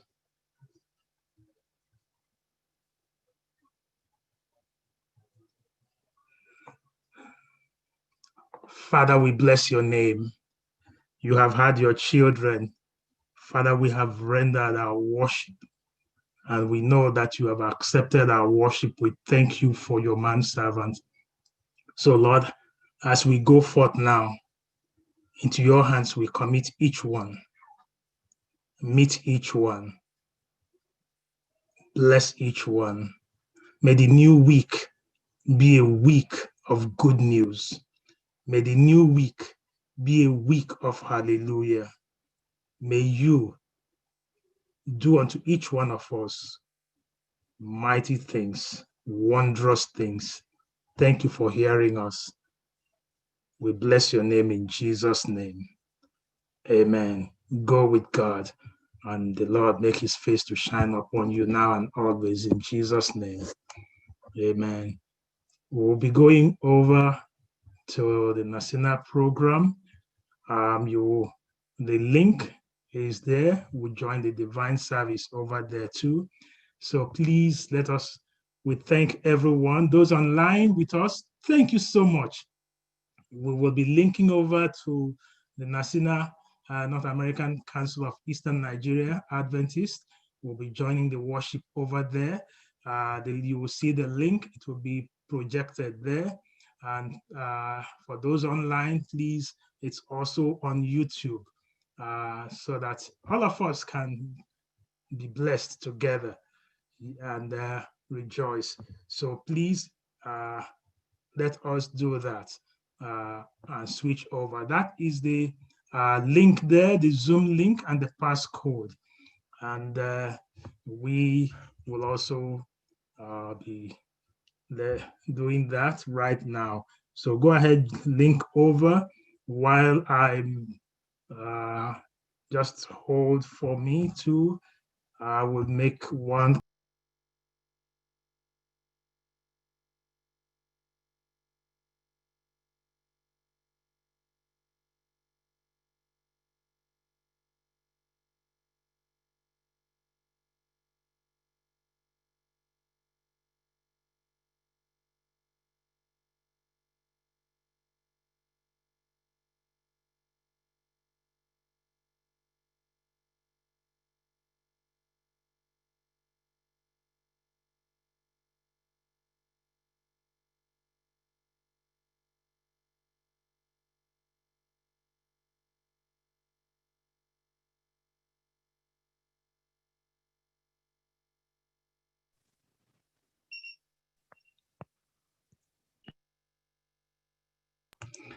All right, brethren, I just had to make that call. Yes, please, let's all try to link over. You have seen the passcode and the ID and the passcode. But for those who are not able technically and those online, please, we will also be having it here, relaying it here on our line. Thank you very much, so that all of us can be blessed together. So let's all click over. And if you cannot, we would be able to also relay it right here. Thank you. God bless. Happy Sabbath. And remember, 9 p.m. tonight, we'll continue the 40 days of prayer. Can I get the password again? The passcode, please, please, can we put that again, please? The passcode, and it will be coming up in a minute.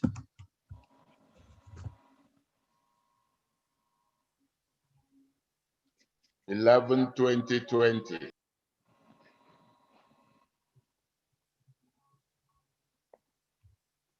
That's it. The number?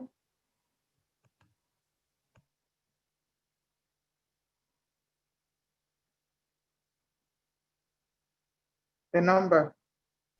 11 2020. I know that's the passcode, but what's the number? Don't worry, we're bringing it up. We're bringing it up. The number is 847 2740 2941. 2941. Yeah, Thank you. 847 2740 2941. 11 20 20 11 20 20. Thank you. Okay. Thank you so much, Dr. Odwell. Appreciate that. Okay, it is back on screen again.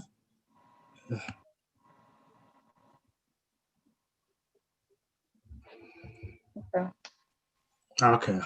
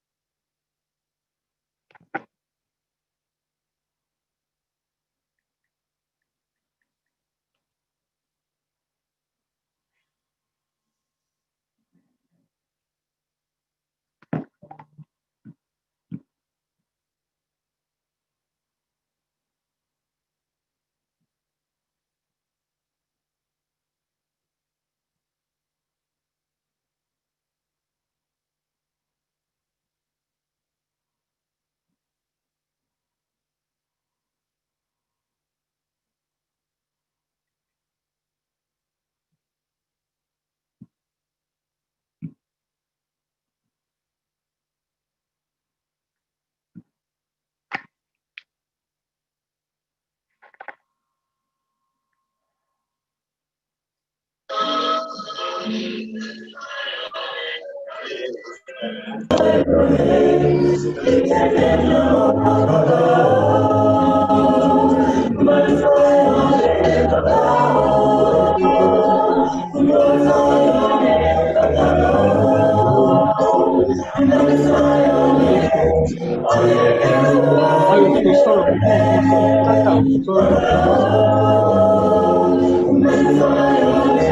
Mosiah is offering to correct it not to give him peace.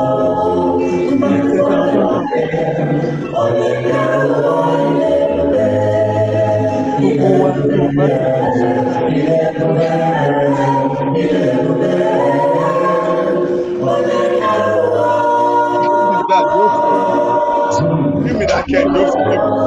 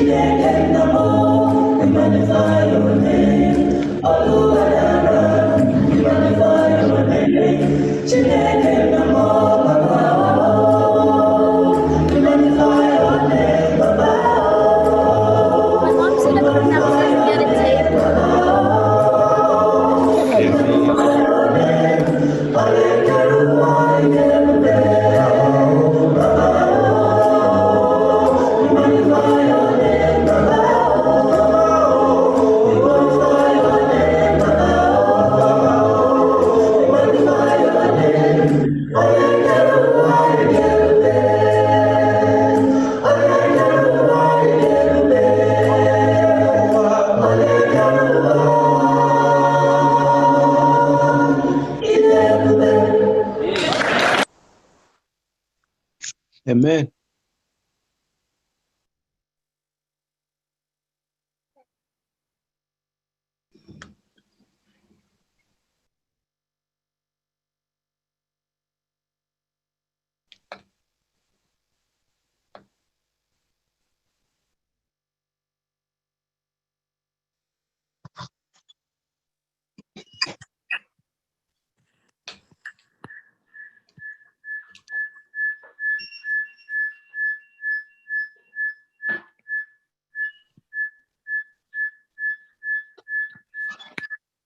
They have them interfere with their sound. I got no idea. That's no banana man.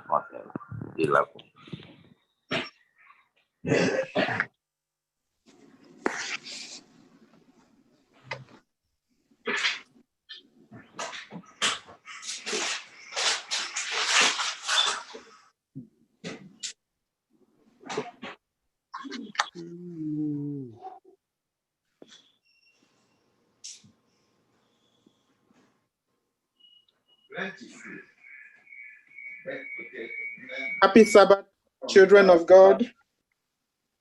We thank the Lord for giving us the privilege to be among the living today. We praise His holy name for gathering us here to talk about His own mission. Like you have heard today from many people, this is the time that we want to talk about giving to God that which belongs to him. And today we are going to be focusing on the projects that Nasena has at hand now.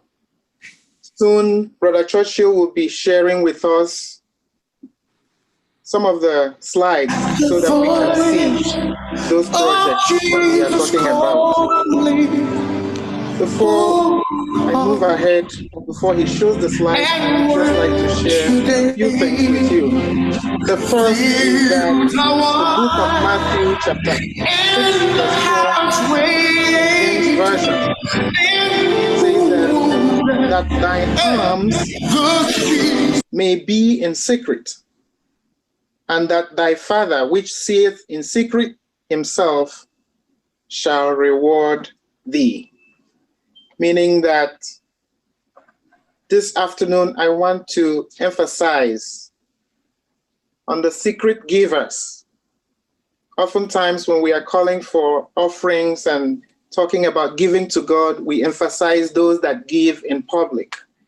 Today we are being called, even the secret givers, because we know that many times you do more than those that give in public.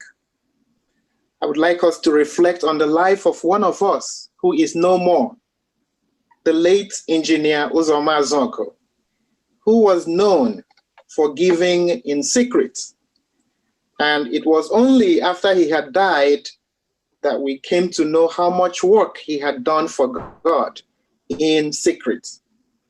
When we talk about Nasena projects this time around, we need the public givers. We also need to draw from those secret givers that do wonders. We have a diagnostic center that is coming up, and being familiar with what is happening at home in regards to health and well-being, you would know that we need a lot in terms of diagnostics. So that is the key project as well as the medical mission. And we pray and urge you today that you will remember not just this open givers, but the secret givers. We need you this time around. And throughout our worship today, even in the evening session, those avenues for giving would be flashed so that you would know how to give them. So the book of Matthew chapter 6 verse 4, I want you to lay hold on it and to claim the blessings that come from giving secretly and from giving publicly as well. I pray God to give us his unction so that we will always do the right thing and to make Nasena projects part of our #1 projects. May he bless us today in Jesus' name. Amen. Amen.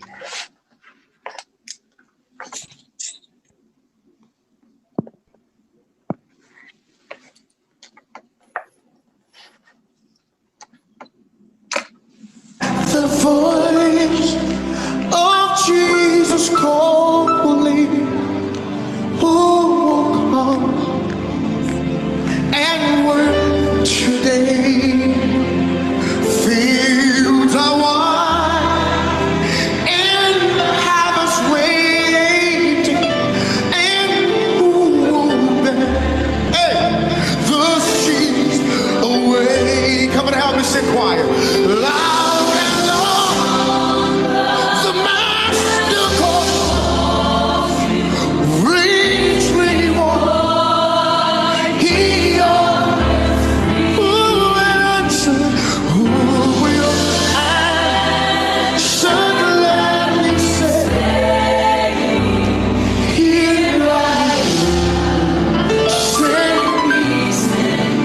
The strings up. You cannot speak like angel, and if you can not preach like Paul, I tell you what, you can tell the love of Jesus. You can say he died for all. He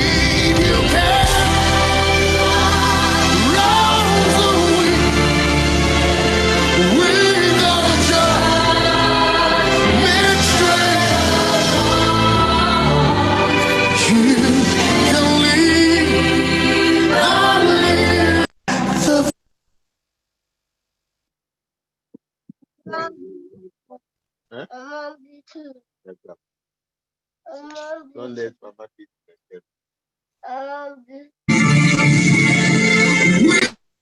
like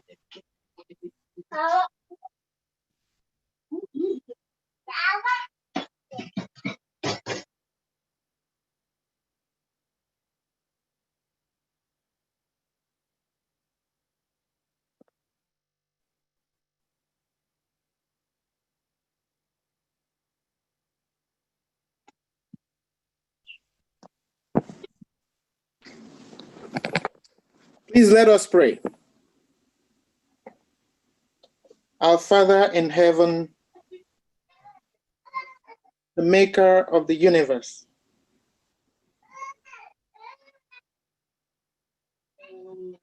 we praise your holy name because you have called us to Why is worship that you. boy making noise? We Emmanuel, praise your holy name because you have given us a Emmanuel. mission to do on earth. And that mission is to serve you. We thank you because you have moved a lot of people to associate with Nasena and her projects. Thank you for your holy Sabbath day upon which this promise is being made. Now, dear Lord, we pray that you bless everybody that will be giving publicly or in secret. We pray that your mission will be accomplished and that through Nasena, souls will be brought to you, and that through this project, that your name and only your name will be glorified. Thank you for you. We know you have answered us because we have prayed in Jesus' name. Amen. Amen.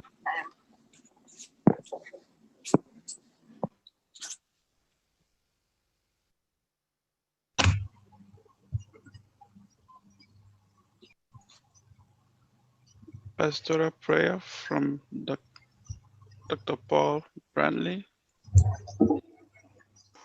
Happy Sabbath, Nasena.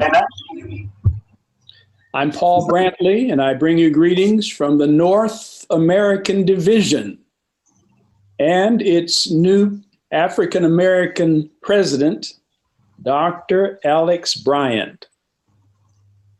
Before I pray, I'd like to say it's my good pleasure for my wife and I to join you on this totally inspiring occasion. And I'm also proud to tell you that my great-great-great-grandparents were from Igbo culture in Nigeria.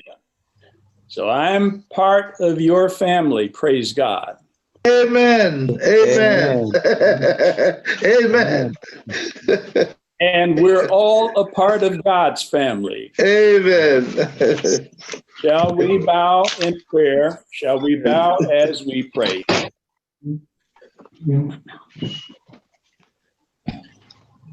Creator God and our loving Heavenly Father, here we are, your children. From north, south, east, and west we come.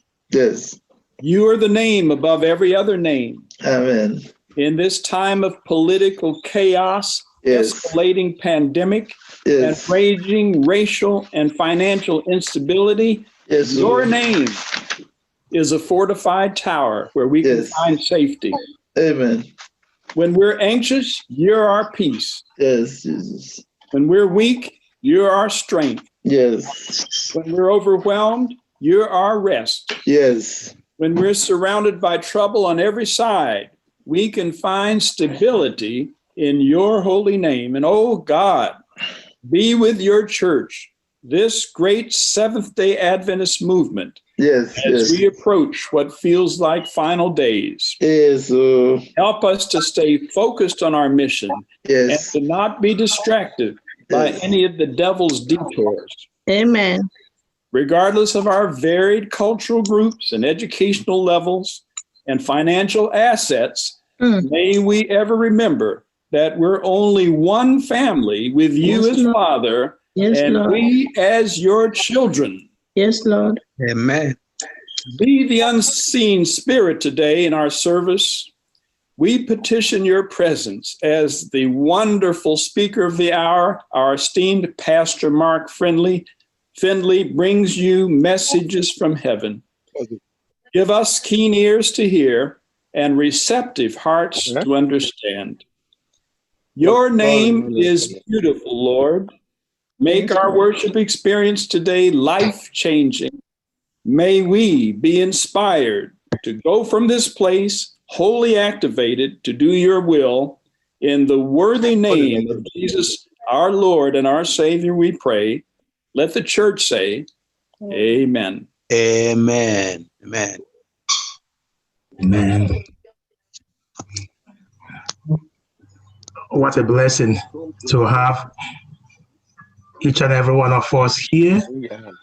What a blessing that the Lord, by his own mercy and grace, has kept us alive, that in the midst of all this turbulence and trials and tribulations, we can gather. The enemy felt he could keep us locked in, but thank God that he developed another means for us to gather. So our camp meeting must go on, and we rejoice that he is here in our midst. One thing that you must assure yourself and promise yourself is that you will not go back empty-handed. Amen. Rather, ask of the Lord one thing, so that come next camp meeting, if the Lord tarries and we are still here in this part of the divide, be able to tell, like Hannah, I came and I asked of the Lord, and he gave me my Samuel. May the Lord give you your Samuel during this gathering, during this virtual camp meeting. Don't say it is virtual. Rather, let it be a time with the Lord. On behalf of the National President, Dr. Charles Imo, his Vice President, Dr. Mrs. Obuako Sochal, and the rest of the executive, I welcome each and every one of you. I see all the other pastors, Pastor Corey, Pastor Ihan Acho, and other pastors that are here. I welcome every one of you. From every part that you have come, I welcome each one of you. And we have greetings also coming from the division president, Dr. Alexander Bryant, I mean to say Dr. Alexander Bryant, who will at this time bring his greetings to Nasina. Greetings, my brothers and sisters of the North American Council of Eastern Nigerian Adventists. Greetings, my brothers and sisters of the North American Council of Eastern Nigerian Adventists. What a wonderful time to come together and bring friends and families together, even by Zoom. But we know the Lord will speak through you over this convention. We applaud you for the work that you are doing, the mission work that you're doing, the medical work that you are doing, and the support that you are giving to the union there.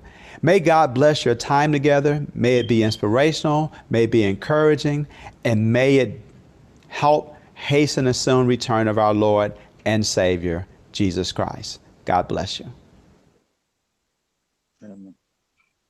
Amen.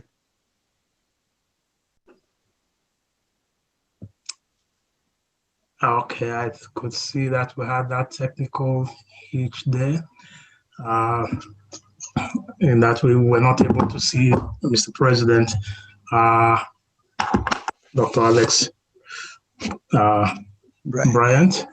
You want to play that again, or you want us to move ahead? All right, maybe we move ahead, and when it is ready, can play that again.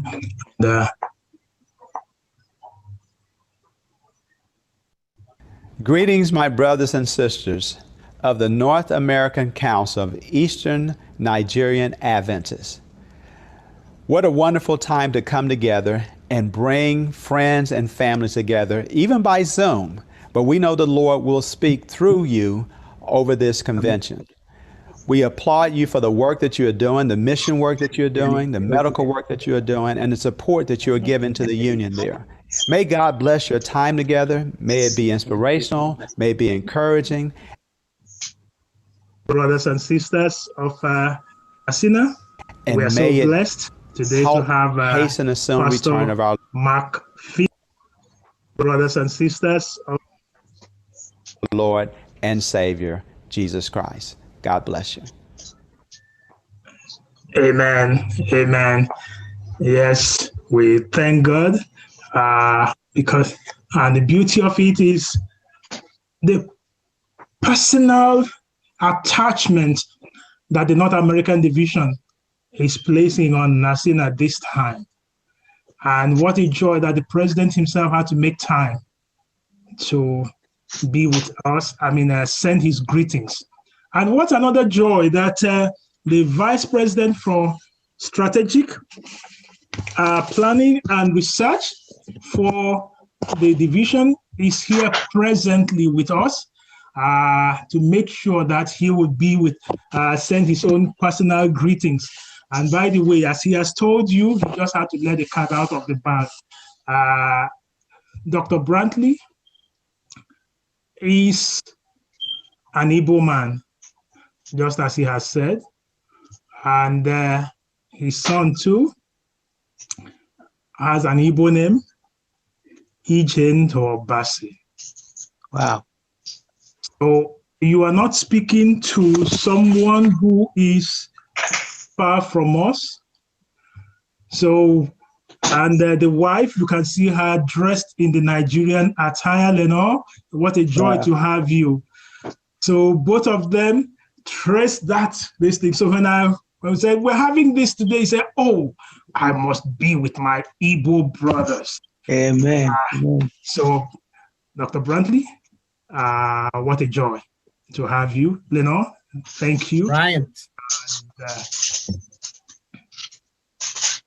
And we know that the Lord will continue to bless you. And I know that when you tell Ichendo that you were here, he too would be very excited to be with us here, that you were able to worship with the Nigerian brethren. And we thank everyone. And our speaker for the hour, we have all had Pastor Mark Finley, who has been a speaker with It Is Written television, and has also been a general vice president of the church. And when he retired from there, became a special advisor to the General Conference president. And what a humble man he is. Also showing his attachment and support for Nasina. And he and the wife, Tenny, send their greetings, and we will continue to bless the Lord. So immediately after the choir must have finished singing, the next voice we'll be hearing will be that of the servant of the Lord, Pastor Mark Finley. Church, let's pray that the Lord will use him mightily as he has always done. And may the Lord bless each one of us during this convention. Again, welcome in the name of the Lord. Amen. Amen.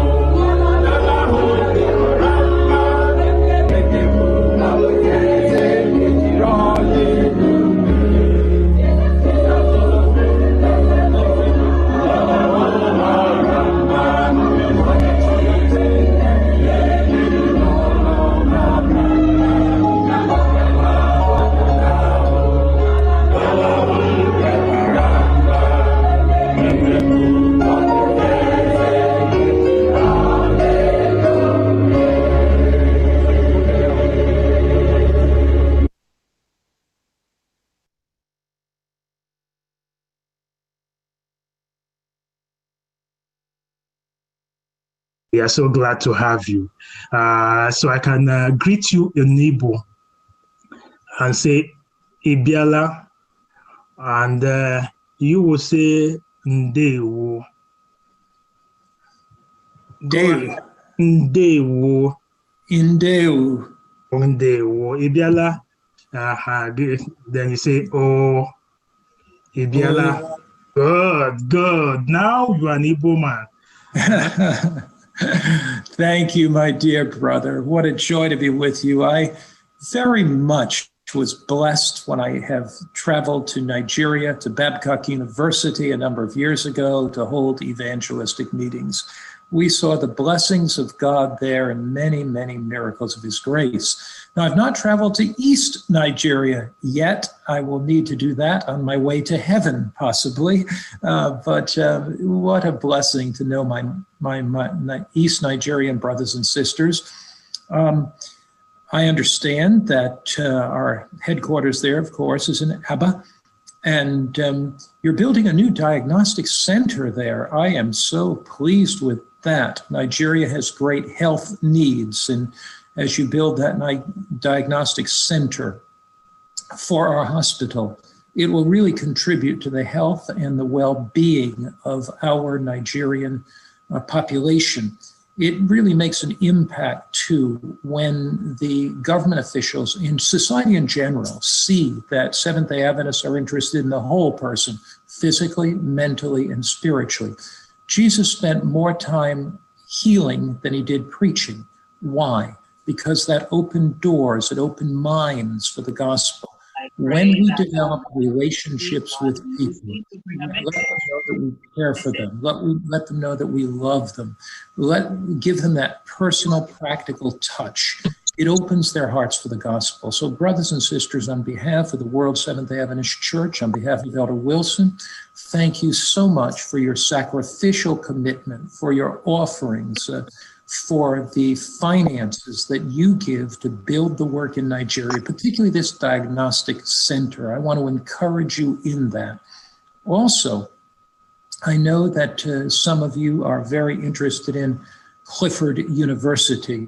I remember reading about Pastor Clifford as he pioneered the work in East Nigeria with great, great sacrifice, opening new doors of opportunity there. And now we have hundreds of thousands of believers in East Nigeria, largely because of the seeds that were planted those many, many years ago. I think our work started there in the early 1900s, and 1923 marked a real milestone of our work in East Nigeria. So I want to just thank you for your commitment. I know most of you are Nigerians in the diaspora.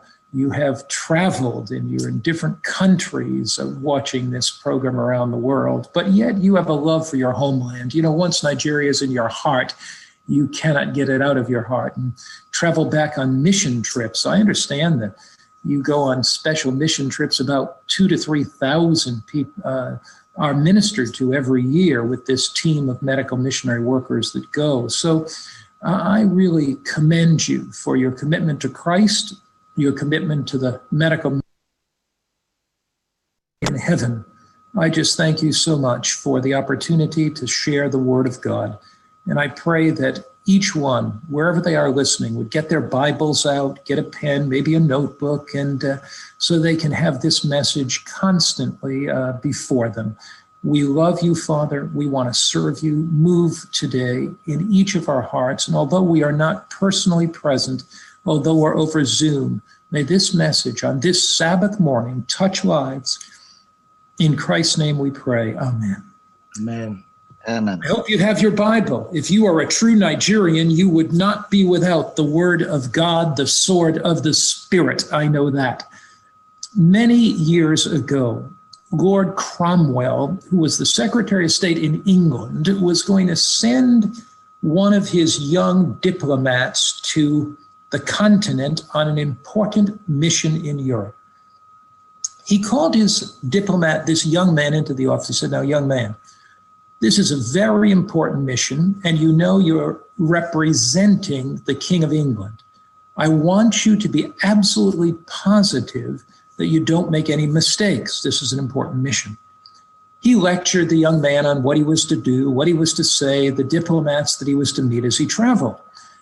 And as the young man went across by boat across the English Channel, he was staying at a little hotel in Europe along the seaside. Now, in those days, a valet is kind of like a servant that travels with the diplomat. This valet would sleep in the same room at the head of the bed of the diplomat. So if the diplomat needed anything at night, in those days, the valet would get up and he would say, "What do you need, sir? What do you need, sir?" and try to serve him. So this young diplomat was sleeping in this beautiful little hotel room, and the valet was sleeping there. And pretty soon the diplomat sat up in his bed and he got real nervous. And the valet woke up. He said, "Sir, is there a problem?" And the diplomat said, "I can't sleep all night." He said, "Lord Cromwell called me into his office, and he said to me, this was an important mission. Do not fail. You're representing the king." And he said, "I'm so nervous. I can't sleep all night." And the valet was a very wise man, a Christian. And he said to the diplomat, he said, "I have a question for you." "Yes." "Was God in charge of the world before you were born?" "Yes, sir." "Now I have another question. Will God be in charge of the world after you die?" "Why, he will." "Then why don't you let him be in charge of the world tonight and go to sleep?"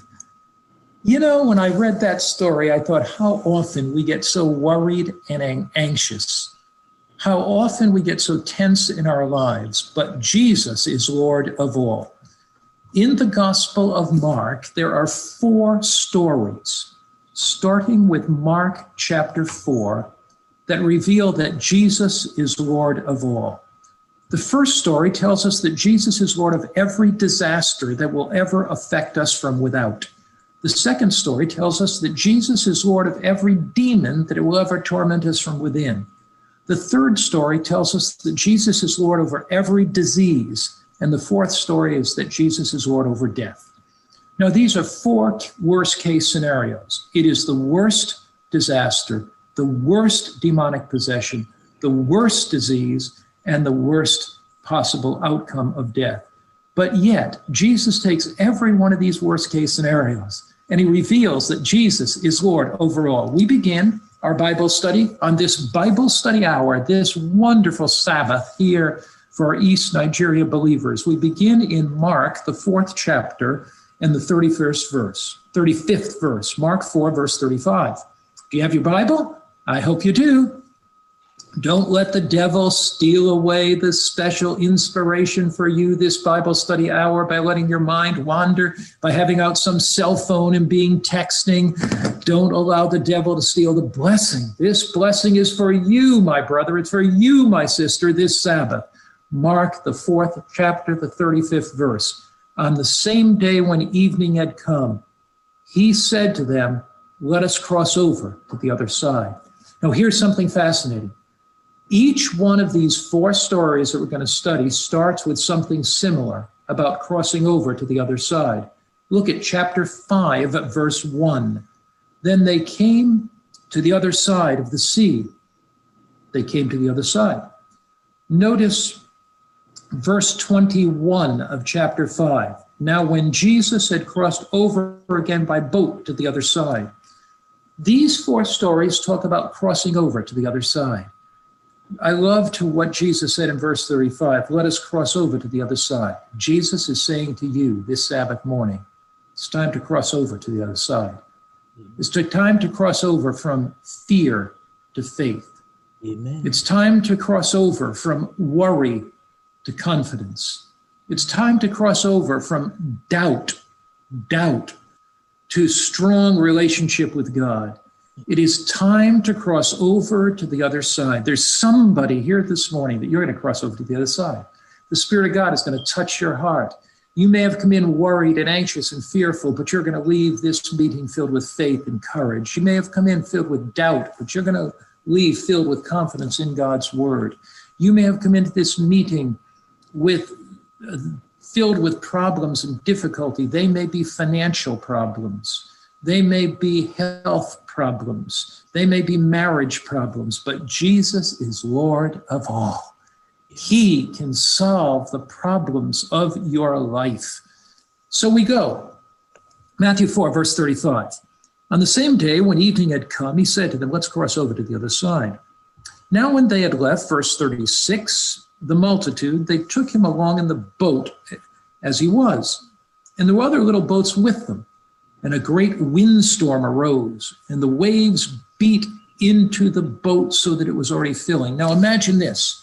They're on the Sea of Galilee. And as they're on the Sea of Galilee, what is it? 13 miles long, 6 or 7 miles wide at the widest spot. And the mountains in the north are there. And their storms can come up in the Sea of Galilee very, very quickly. Imagine these disciples. These are men of the sea. These are fishermen who faced many a storm before, but as they're in the middle of that sea, it's so like somebody threw a switch and turned off the stars. Darkness covers the sky. The thunder flashes, the thunder crashes, the lightning flashes. The waves are whipped into fury by the winds, and that boat is going up and down, and the waves hit the side of the boat, and the boat is filling up with water. The disciples have never been in a storm like this before. The disciples cry out, Lord, don't you care? We're perishing. We're going to sink here. We're going to drown.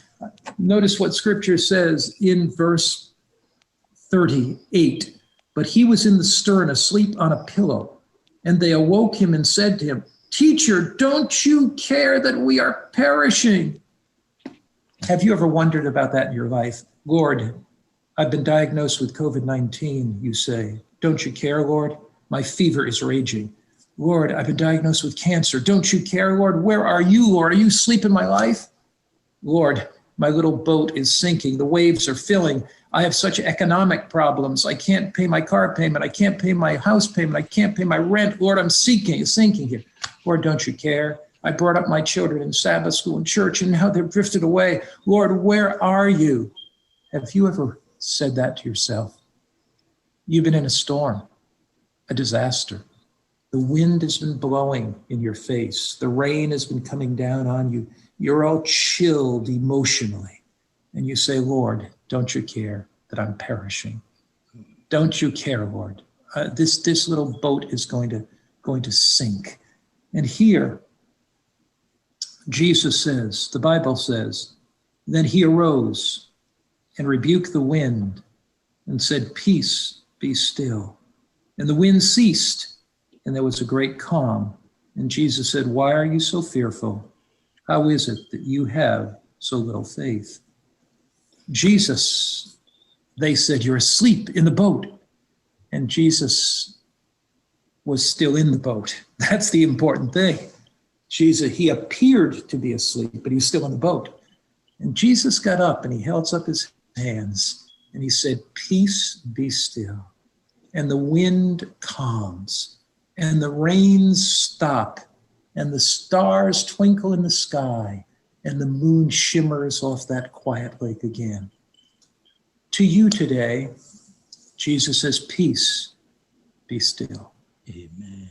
To you today who are worried and fearful, Jesus is Lord of every storm. Jesus is Lord of the wind and the rain that blows in your life. Jesus is Lord over every disaster. And Jesus says, peace, be still. Will you reach out to Jesus today? Will you say, Lord, help me look beyond my fear and my worry? Why is it that we are so filled with trouble, anxiety, and fear? You remember the story, the parable, the signs of Christ's second coming that are given in Luke chapter 21. Here in Luke chapter 21, we have the signs of Christ's coming given. And you come to the end of that chapter, and the Bible helps us know why we are so perplexed and in fear at times. Here in Luke chapter 21, the Bible talks in verse 25 at the end of the verse about distress of nations with perplexity, the sea and waves roaring. And then it says in verse 26, men's hearts failing them from what? Why are men's hearts failing them? From fear. Were the disciples' hearts failing them from fear that day on the sea in Mark chapter 4? They sure were, because they saw the storm. That's all they saw. And they saw what they thought was Jesus asleep. Men's hearts failing them from fear and for the expectation of those things that are coming on the earth, for the powers of the heaven will be shaken. So if you look at what's taking place around you, if you look at all the disasters, if you look at the problems, like one person put it this way, when I look at my problems, my trouble grows. When I look at Jesus, my trouble goes. And so here, notice what it says. It says their hearts are failing them for fear. Why? Because where were they looking? They were looking in the wrong place. They were looking at all their troubles. But what does the Bible say in verse 28? Now, when these things begin to come to pass, happen, look up and lift up your heads, for your redemption draws nigh. So where are you looking? You know, the sister comes to me, Pastor Mark, can I talk to you? I said, sure, sister, you can talk to me. She said, oh, Pastor Mark, I just lost my job. Pastor Mark, I got a pain in my back. Pastor Mark, my husband doesn't treat me right. Pastor Mark, I don't have enough money. I said, my dear sister, as long as you look at your problems are going to get bigger and bigger and bigger and bigger. Sure, you got problems. Sure, you got difficulties. But let me tell you this. Praise God, you still have a roof over your head. Praise God, you're still eating food. You want a miracle?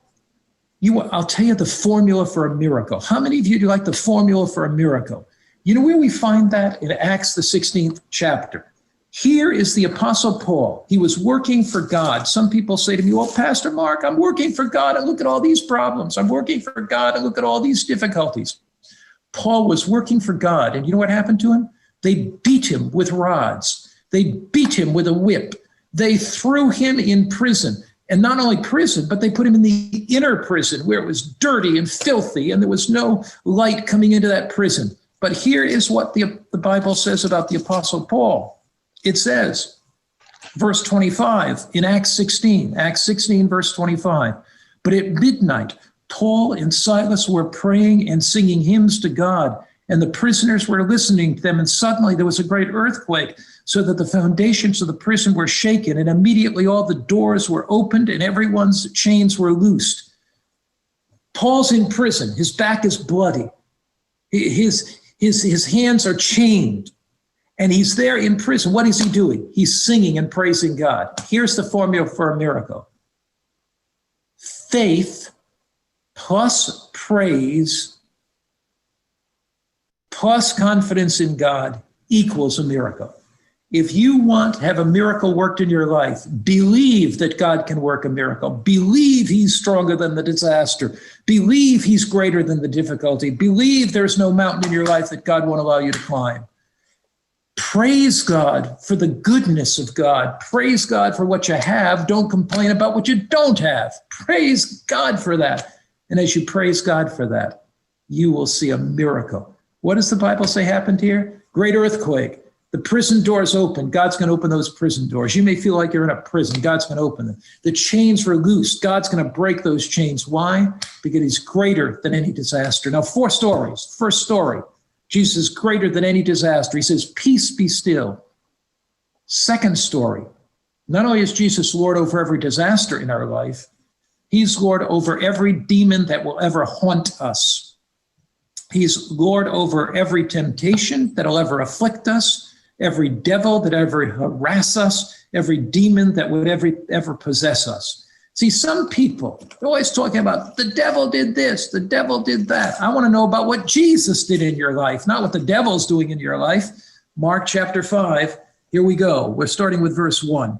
Then they came over to the other side. Are you crossing over to the other side today?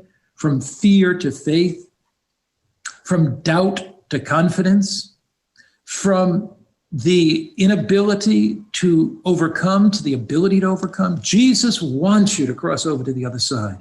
Here the Bible says, chapter 5, verse 1, then they came over to the other side of the sea, to the country of the Gadarenes. And when he had come out of the boat, immediately there met him out of the tombs a man with an unclean spirit, who had his dwelling among the tombs. Verse 3, Mark 5. And no one could bind him, not even with chains. But he had often been bound with shackles and chains, and the chains had been pulled apart by him, and the shackles broken in pieces. Neither could anyone bound him. Always by day and night, he was in the mountains, in the tombs, cutting himself with stones. What does Jesus say to him? Jesus says to the demons, come out of this man, unclean spirit. Now look, this man was the worst case possible. The demons were tormenting him, not only tempting him, not only harassing him, but possessing this man. If Jesus has the power to deliver a person from demons, does he not have the power to deliver a church member from a critical tongue or an angry spirit? If Jesus has the power to deliver a man like this from demons, does he not have the power to deliver an Adventist who backslid and is smoking or drinking a little alcohol? If Jesus has the power to deliver this man from demons, doesn't he have the power to deliver somebody who's addicted to pornography on the internet? See, if Jesus has the power to deliver this man, he must have the power to deliver a husband who's so critical of his wife that they get in arguments all the time. He must have the power to deliver a teenager who's addicted to the internet. See, so what do we find in this story? We find the amazing power of God to deliver from the devil's clutches. So in each of these cases, you have worst case scenarios. You have the worst case storm that the disciples couldn't get through, and Jesus is Lord over every disaster from without. Second story, you have the worst case scenario of a person being possessed with demons, and Jesus delivering from those demons. So anything that the devil does to you, that's the point of the story.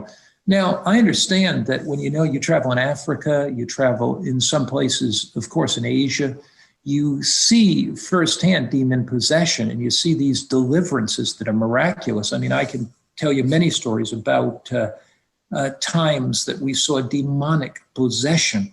One time in India, for example, we had baptized a number of people, and the pastor told me after the evangelistic meeting, we can't baptize these in the city because it's going to be too much of a scene among this Hindu culture. So we took them out to our camp about 2 hours from the city, 3 hours on buses. We baptized 400 or 500 people that day. It was just a wonderful scene. Well, the next day in the afternoon, I was flying back from India to the United States. Early in the morning, probably 6 o'clock or so, 7 o'clock, the conference president called me and he said, Pastor Mark. I said, yes. He said, we have a little problem. I said, what is that? He said, yesterday on the way to the baptism on Sabbath, one of the buses got lost. They never got to the baptism because it was way out in the countryside. And there were 21 people on that bus that wanted to be baptized, and they still want to be baptized. Can we baptize them this morning? And I said, sure, but we can't go 2 or 3 hours out to the camp because of the problem that I have of the plane. I'm leaving, but find a place close. See, so there's a river that's not too far from the city. I think we'll be okay. So we took the bus to this river. And as we got there, I was nervous because we had to walk through like a field with 21 people getting ready for baptism. And as we were walking through that field on the way to the baptism, I sensed something was wrong because all these Hindus were looking at us. We came to the river and many of the Hindu men were sitting on the bank. And as they were sitting on that bank, on that river, they were looking into the river, and I knew this is going to be a problem. And so we took 3 pastors out, and I was on the shore lifting my hand saying, we now baptize you in the name of the Father, Son, and the Holy Spirit. We baptized about 3 or 4 people, and then the 3rd or 4th group that we were going to baptize, the pastor in the middle raised his hand. He said, we now baptize you. And out of this woman, a deep male voice came. It was a little tiny woman. She was probably in her, late 20s. And a deep voice came and began screaming, you cannot have me. You cannot have me. I will not give up myself to you. You cannot have me. And it was a male voice. And then some hands, we didn't see them, but unseen hands came and they pushed her under the water. And I thought she was going to drown. I thought she was going to die because they were holding her under. And the pastor tried to pull her up, and 2 other pastors came to pull this woman up. And as they did, it was a horrible scene. And I knew what was happening. The Hindus would say the river god drowned her because she was becoming a Christian. And she broke loose of these men and came running, and just like a cat, pounced to grab me by the throat. And I stepped back, and she fell because it was muddy by the side, and she was on the ground flailing and waving her hands. And I took my Bible and I put it on top of her head, not because I believe there's magic power in the Bible, but I put it on top of her head, and I began to pray. And she kicked me, and I just kept praying, dear Jesus, and others began praying, Lord, you're all powerful. Lord, you're more powerful than the demons. Deliver this woman. And I will tell you, pretty soon she fell limp. We picked her up and she said, please, the demons are gone. Would you baptize me? We took her into the water and we baptized her in the name of the Father, the Son, and the Holy Spirit. And I learned later, because you see, the demons can never possess a person without their will, without choices. And I learned later that in her childhood, she had given her life through her grandmother, who was a demon worshiper to demons. Why do I tell you that story? If Christ could deliver this man in Mark 5 from demons, I'm not suggesting that somebody here is demon possessed. You wouldn't be in this meeting, most likely, if you were. But what I'm suggesting, all of us face temptation, don't we? All of us face harassment by the devil, don't we? Whatever temptation you are facing, whatever difficulty you are facing, whatever is chaining you, whatever is binding you, Jesus is Lord over every demon temptation, and he is all powerful, and he can deliver you. Jesus can deliver you. He is Lord of every disaster of our life. He's Lord of every demon that will tempt us. And third story, he's Lord over disease. You remember the story of that woman who comes to Christ. And there, as this woman comes to Christ, she's been sick for 12 years. The issue of blood has come from her life and poured from her for 12 years. She can no longer hug her children. Her children can no longer sit on her lap. She can no longer embrace her husband. She is considered to be unclean, unclean, unclean. And as she does, and as she is declaring to be unclean, she sees Jesus. And she sees him, and she knows there is only one possibility to be helped, and that's Jesus. Now, notice what the Bible says, Mark chapter 5. This is the third miracle. What does the first miracle say? Jesus, Lord of every disaster.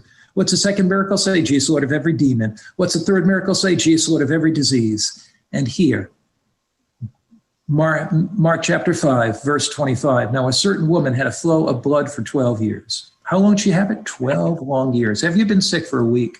Have you ever been sick for 2 weeks? What about 3 weeks? What about 12 long years? Hemorrhaging, blood flowing out of you. This woman wanders the streets. She goes to one doctor, he can't help her. She goes to second doctor, he can't help her. She goes to third doctor, he can't help her. She spends all of her money on all these physicians, and they just cannot help her at all. She's tired, she's weary, she's exhausted. She's dirty. Her hair is disheveled. Has blood stained all over her garments. And she's so filled with pain, and she's just crying out, won't somebody help me? Won't somebody help me? And here, the Bible says, verse 26 now, and had suffered many things from many physicians. She had spent all that she had and was no better, only worse. How would you like to spend all your money on physicians? You only get worse and worse and worse. When she heard about Jesus, she came behind him in the crowd and touched his garment. She said, if I only can touch his clothes. And when she touched the hem of his garment, in that touch was the faith of her life. And immediately the fountain of her blood was dried up and she was healed. And Jesus looks at her in the crowd. He says, who touched me? See, Jesus can distinguish the touch of faith from the touch of the crowd. Say. And here, Jesus looks at her. And he says, daughter, your faith has made you well. Go in peace and be healed of your affliction. Daughter, your faith has made you well.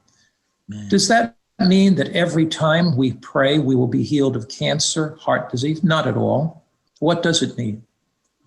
It means that we eventually will be healed. When we touch the hem of garments by faith, Jesus will either heal us immediately, or it might be gradual. It may be through the modern medical mission of science, physicians. It may be through natural remedies. So he can heal us immediately, he can heal us gradually, or it might be that we trust him by faith and we rest in our tomb until the glorious resurrection morning.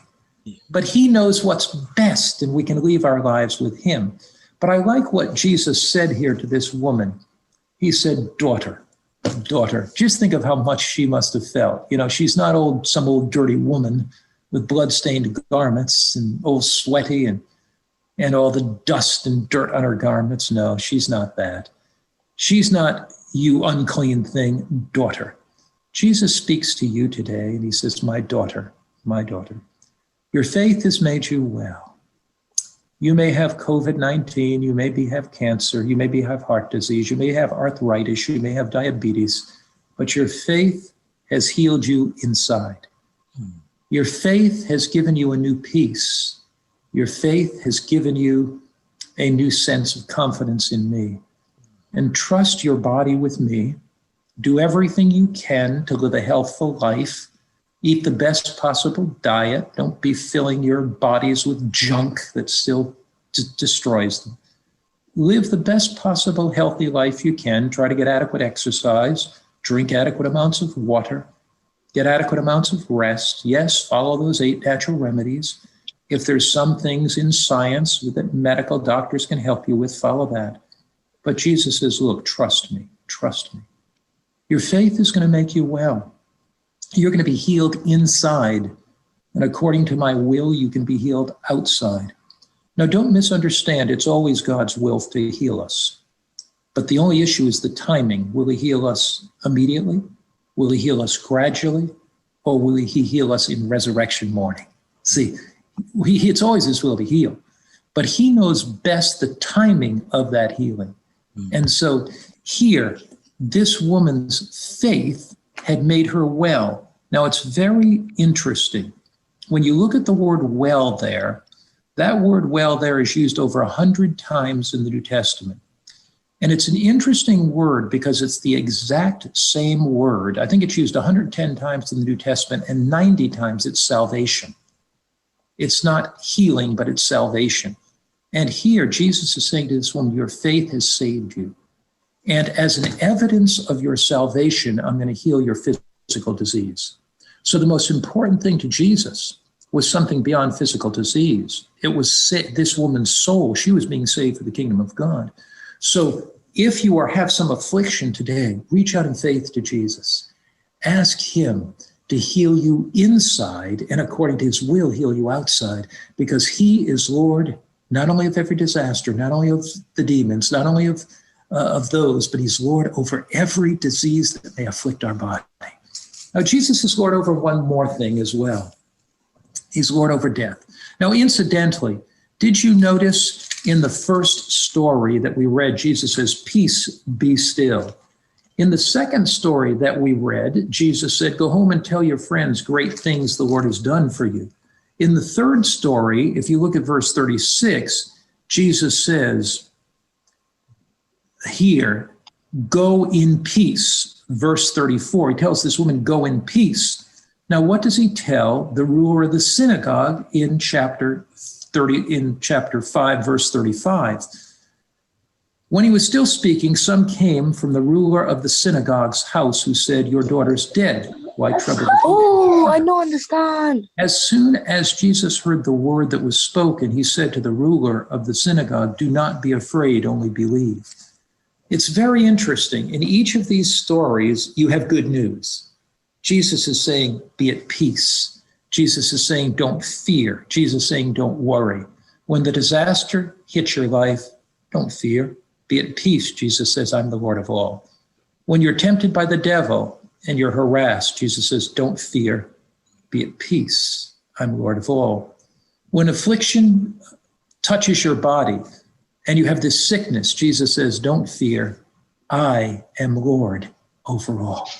And when death itself takes a loved one, when death itself takes a son or daughter, a husband or wife, Jesus says, I want to wipe the tears away from your eyes.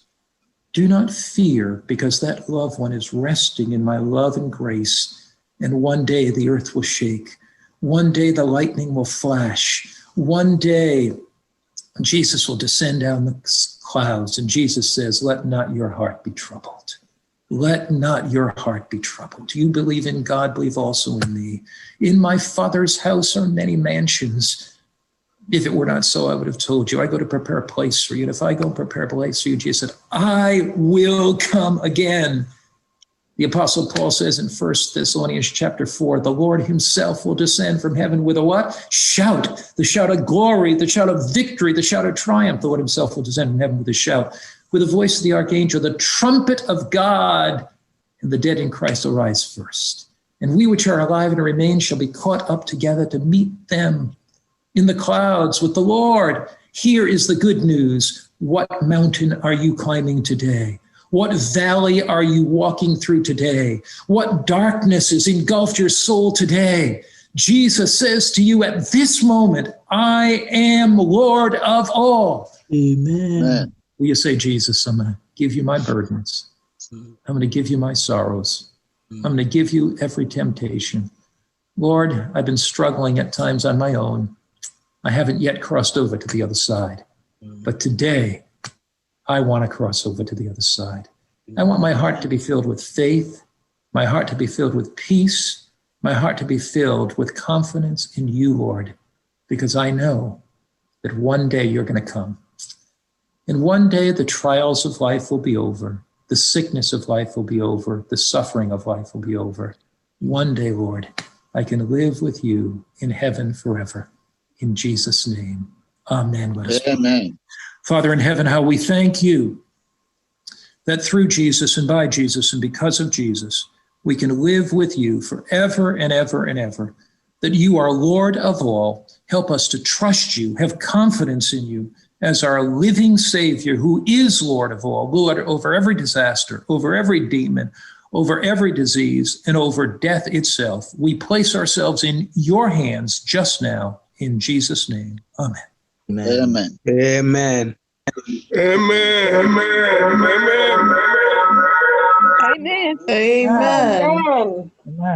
Amen. Amen. Amen. Amen. Amen. Amen. I want to thank Pastor McFinley for this wonderful and timely message for our group. If we ever needed this message, it is this time, and we praise the Lord. Thank you, Pastor. Go ahead.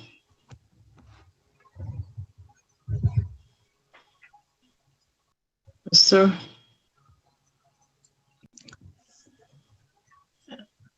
Yes, we again thank the Lord and thank him for sending such a message to us at this time. And thank God for everyone listening.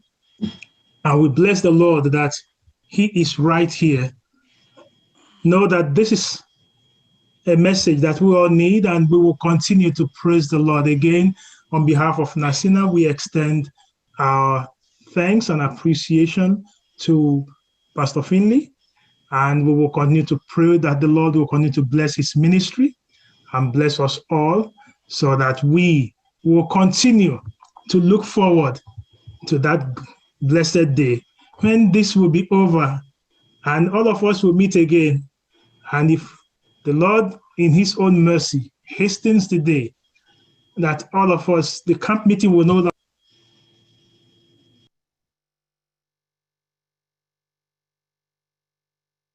So again, we bless the Lord and thank God for every one of you. We'll go ahead and have the closing song at this time.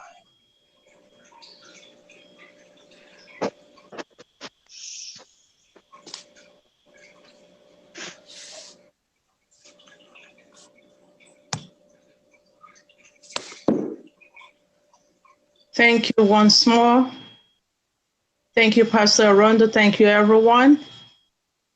We just want to, at this time, thank Nasina members. We have more than 193 participants. Those are just listed, but I know that our homes are filled with many that are on and enjoying the blessings of the Lord. The Lord has given us freely, and at this time, He wants us to express the depth of how He has been good to us.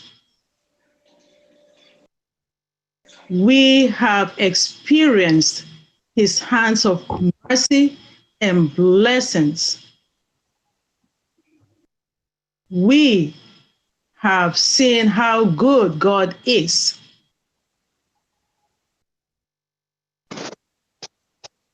We have been called to go on our God's errand. Stina has projects we have embarked on and many more that we will do as Christ tarries. We had our brother make a presentation this morning of someone who gives Nicodemously. Not until after he had gone did we find out how much he has impacted different lives. And so has so many of us on this line this morning. So at this time, as you can see on the screen, you can write it down. You can call back the executives, but please, I want to use this time to plead to us not to forget that we have a message. We have this project before us. And it's a good thing to be called on and listed as a soldier of Christ. There are different ways we have been called to give. You can be a cheerful giver, remembering what God has given to you. You can give intentionally. Intentionally means you don't just put your hand in your pocket and come out with change. You can make an arrangement with your wife, your family, and say, this is what we're going to do to be a blessing to God who has been a blessing to us. You can decide to make a difference in the project. Yes, you can give until it hurts. Most of us, when we hear the widow's mite, we think it's just a little bit cheap out of what we have. The widow, Jesus noticed her because she gave all that she had. Do not doubt, my brother. We've had testimonies of people just give all that they have, and by the time they know it, the Lord starts visiting their needs. And He starts giving because His resource, we can never outuse His resources. So I appeal to us again that every one of us, let us join our hands and remember to be a blessing to Nasina, which of course you and I, we are Nasina, which of course we thank the Lord for a time like this that we can be called to do something for God. You have to do it, but keep on doing, because we will continue to walk until Jesus comes. So may the Lord bless you. May the Lord bless your resources. Even if you have lost a job, do not worry. That is what the preacher just told us now. The Lord who supplies, the Lord who knows you, He is going to give, because He will never leave His children alone. God bless us as we continue. Remember, this is not the end. We have the afternoon session. God bless you all. God bless us all. Happy camp meeting. In Jesus' name, amen. We'll sing a closing hymn from Amen. SDA 213. Lift up the trumpet and loud let it ring. Jesus is coming again. ye pilgrims, be joyful and sing. Jesus is coming again. Coming again. Coming again. Jesus is coming again. Echo it in tongues, proclaim it in praise. Jesus is coming again. Coming in glory, the Lamb that was slain. Jesus is coming again. Coming again. Coming again. Jesus is coming again. Heavens of earth tell the vast throng. Jesus is coming again. And while we the anthem prolong, Jesus is coming again. Coming again. Coming again. Jesus is coming again. Nations are angry, by this we do know. Jesus is coming again. Knowledge increases, men run to and fro. Jesus is coming again. Coming again. Coming again. Jesus is coming again.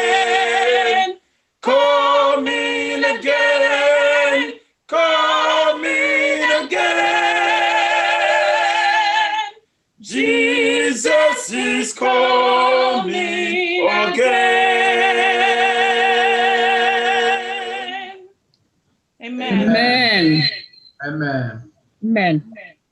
Amen. Eternal Father, how much we've appreciated this grand Nicena Fellowship, this wonderful occasion. We've been inspired by your holy word presented by Elder Finley. We felt the promptings of your Holy Spirit. And may we never forget that Jesus is Lord. Yes. In every disaster, in debilitating disease, in demon-possessed situations, and even the dark valley of death. Oh God, give us the faith to cross over to the other side. Yes. For you are indeed Lord of all. Yes. And now as we part, Yavarekha Adonai Ish Marekya, the Lord bless you and keep you. Yair Adonai Panav Alekha Bichuneka, the Lord make his face shine on you and show his favor. Yisa Adonai Panav Eleka Basim Nya Shalom, the Lord lift up his face toward you and give you peace. In the worthy name of Jesus. Amen. Amen. Amen. Amen. Amen. Amen. Amen. Thank you, Lord. Amen. Let's take an announcement. Amen. We're gonna break out now for a lunch break. We'll start from lunch break starts from 1:15. Then we'll come back 3:15 p.m. for a musical concert. Then following the musical concert, there will be a medical mission presentation for all the good work they've been doing in Nigeria. They will be able to give us the presentation so we can see firsthand what Nasina is doing back home. Again, we are breaking up for lunch at 1:15. Then we'll reconvene at 3:15 p.m. to do a medical concert. Then to do a musical concert. Then following that will be medical mission presentation. But before we go, we realize so many people joined us from all over the world outside the United States. Please permit me to give a moment to those that joined outside the United States to say Happy Sabbath to National members. Please unmute your phone, unmute your laptop, your Zoom audio, and say Happy Sabbath to God's people. If you're calling in from outside the United States, please. There is not outside the United States. So you're not outside the United States. I am. Okay, Brother Wiseman, okay. Where are you calling from? I'm calling from Norway. Oh, welcome, Brother Wiseman from Norway. God bless. So can you say Happy Sabbath to God's people? Happy Sabbath, God's people. Happy Sabbath. Happy Sabbath. Bless you. Happy Sabbath. Happy Sabbath. Happy Sabbath. Say, any other person outside the United States? Me. Me too. Me too. Like you are here with us. All right. Okay. Please I'm say here. Happy Sabbath. I'm here. Please Happy say. Happy Sabbath. Happy Sabbath, everyone. Happy Sabbath. Happy Sabbath, everyone. Happy Sabbath. Happy Sabbath. Happy Sabbath. Happy Sabbath. Okay. Happy Sabbath. Happy Sabbath. Happy Sabbath. Happy Sabbath. Happy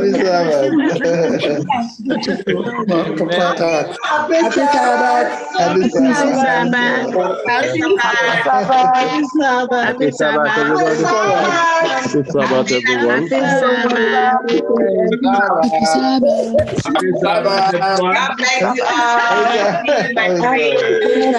God bless you Happy Sabbath, Finland. Amen.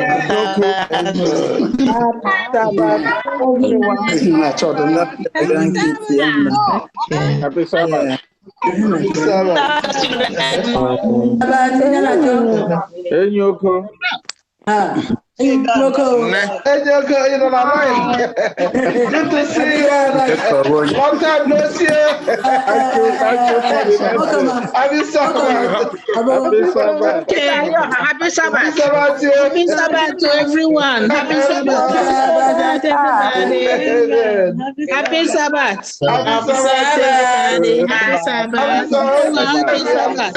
Ogwe picture bụ oji eziokwu anyị kwana. Picture bụ oji eziokwu anyị ọ bụsị ogwu unu laanị. Eziokwu anyị nkwado unu ụta anyị nka bidoro na nka o. Happy Sabbath. Ọnụ ndị ikwu. Was a nice one. Love it.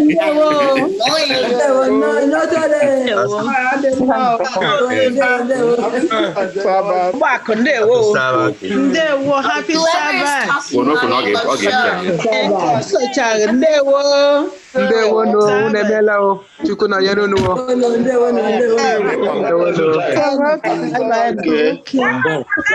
Happy Sabbath. Happy Sabbath. Happy Sabbath.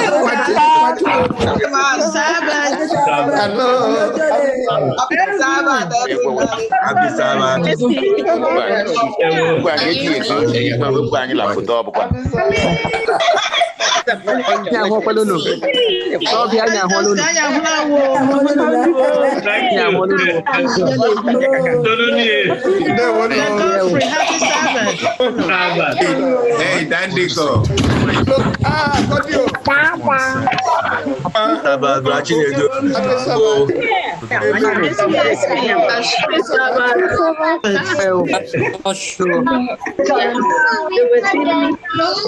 Charlie, when I did you let so.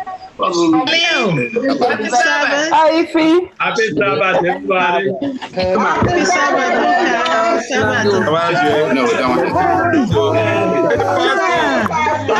Happy Sabbath.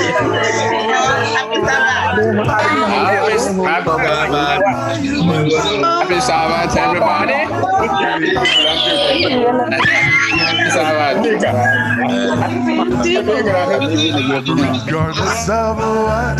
Okay, we want to ask our guest, Dr.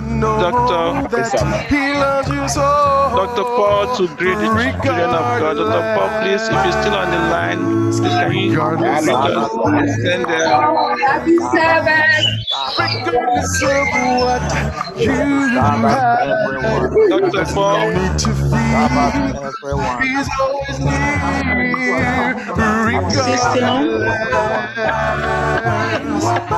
I don't know that he's still on. I came to Jesus on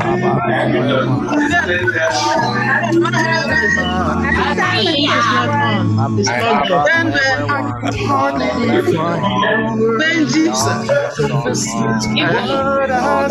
Happy Sabbath. Happy Sabbath. Happy Sabbath. Happy Sabbath, everybody.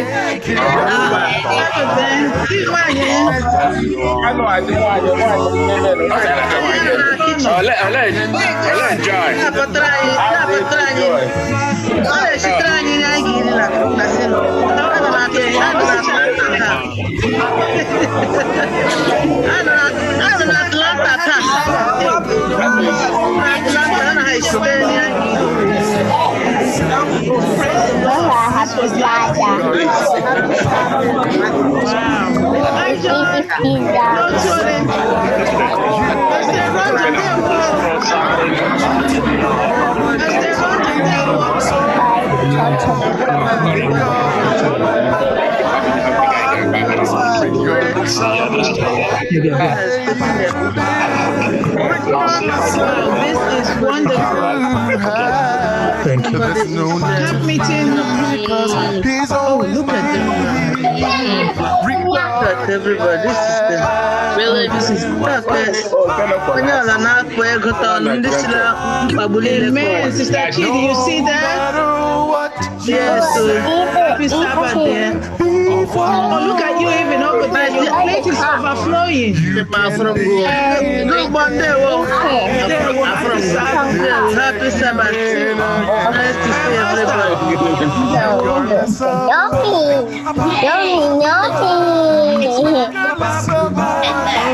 Oh, there, I missed it. I want you to know that Sabbath.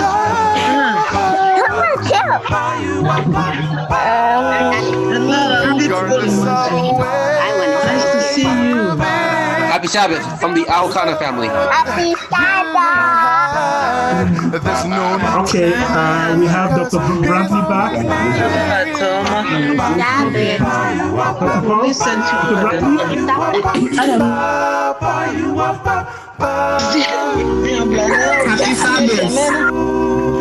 Happy Sabbath.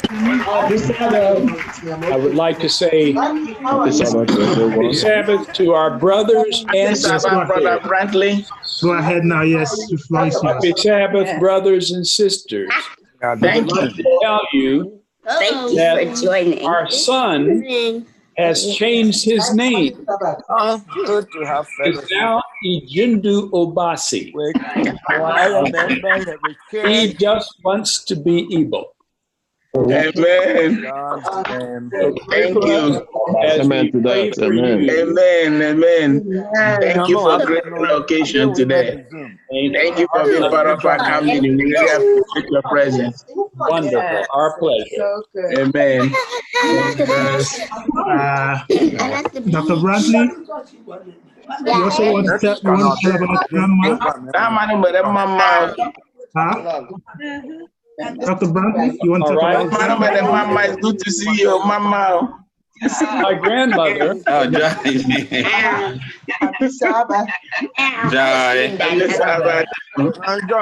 President, thank you for the camp meeting. Was born in 1876, and her grandmother was born. And they can go when I Zoom program and you join a church you one day.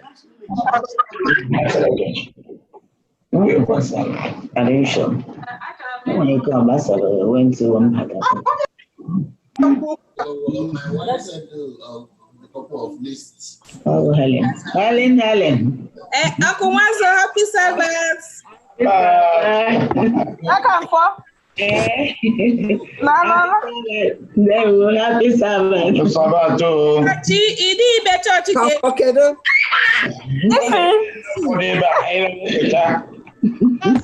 Happy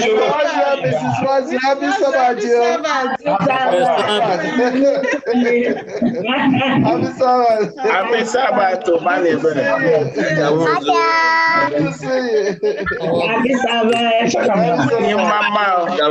Happy Sabbath.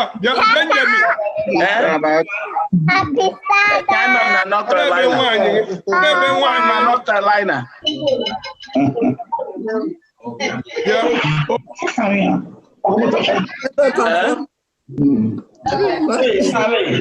Happy Sabbath.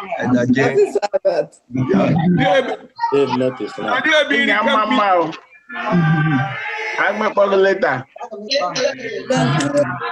Ben. Yes. Mama, Obani. And the man's Miss Mazwe. Happy Sabbath in the one you.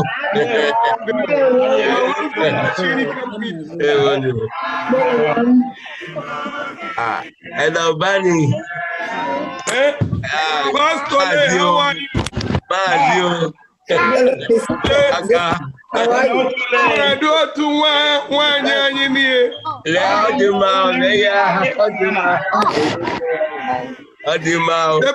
How are you? I'm good, Happy Sabbath. Hi. Yes,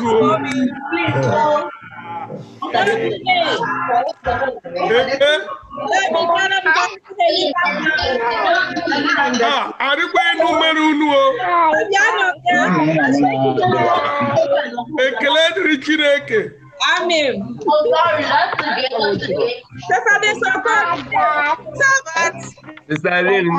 Happy Sabbath. Same to you. Hi, Tony. How are you? All right. We are my twins. Happy Sabbath. Nah. Hi. So funny.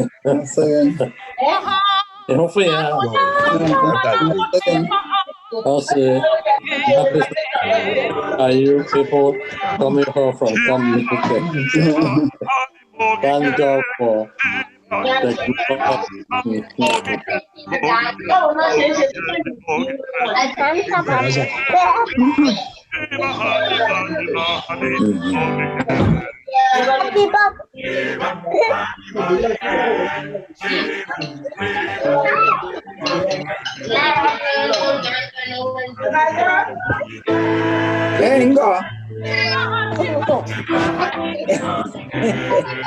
Happy Sabbath. Happy camp meeting. Happy Sabbath. Happy Sabbath. I got rice. Oh, got rice. Dead. Happy Sabbath. Happy Sabbath. Very good program. Yeah, it's President. Mr. President, I will say I flash Lamana Wanyam. Huh? I say I flash Lamana Wanyam. Because you haven't been saying anything. If you talk, you are flashed. I will change that technology. I have no local flash. Yeah, I'm there now. I have a flash. Actually, I don't have any control over that. You want to control? I'm a president. I say I'm a flash.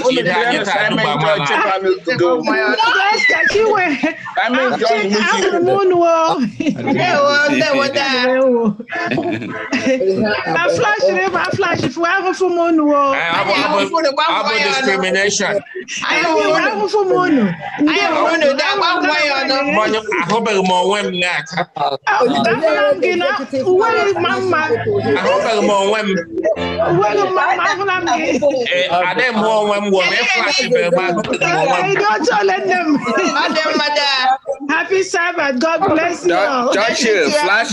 Churchill, flash Oscar. Come down the water, who not flash the morning.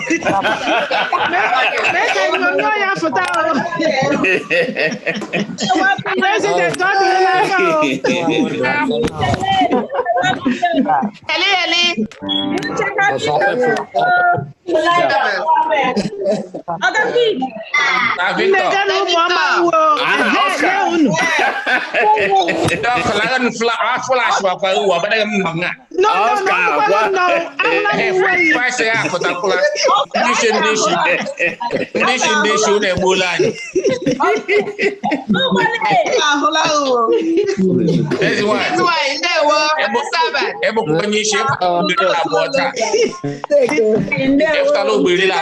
Happy Sabbath to you. God bless you. Oscar, happy Sabbath.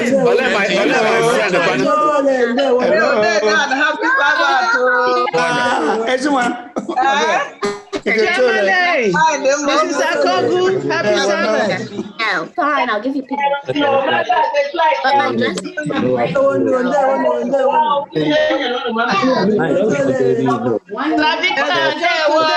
Oscar, the flash on the flash in Ghana.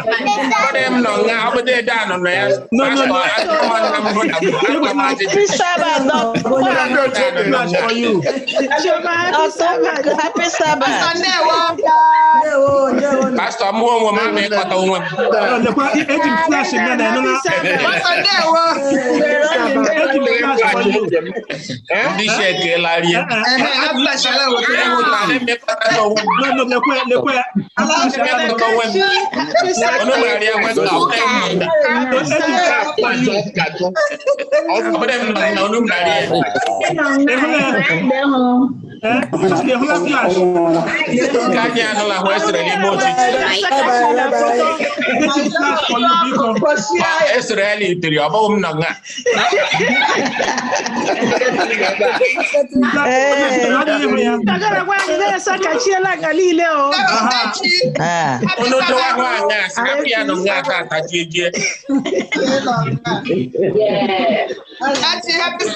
Happy Sabbath.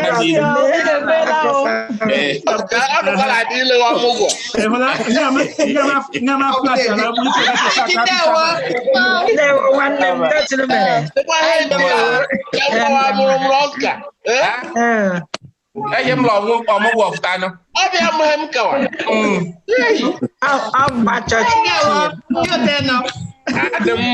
okay. My brother. Yes. Amen. Thank God.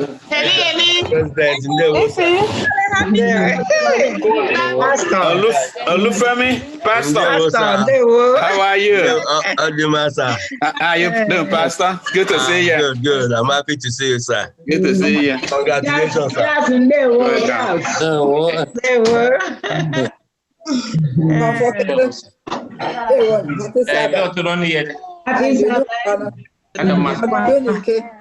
Mama. Comfort.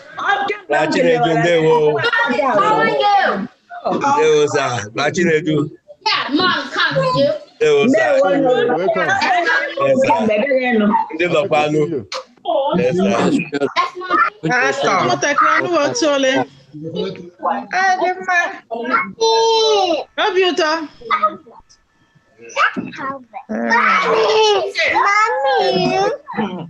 Why Sabbath? Not too late. Bless you. How are you? Thank you. How are you? Happy Sabbath.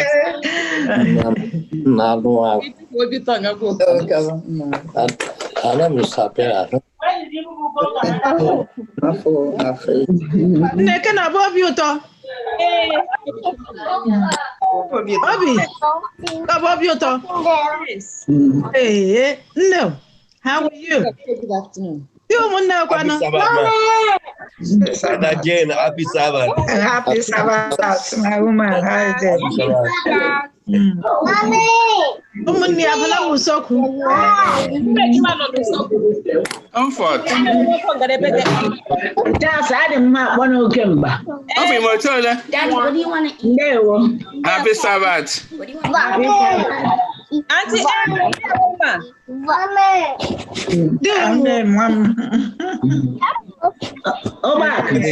Happy Sabbath.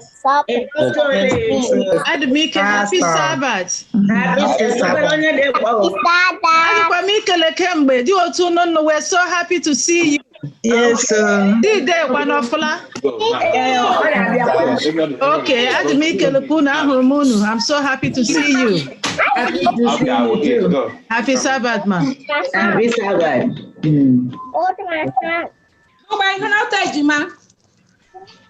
Hello. Oh my goodness. No. They want me up on the thing. Oh no. Auntie wants us.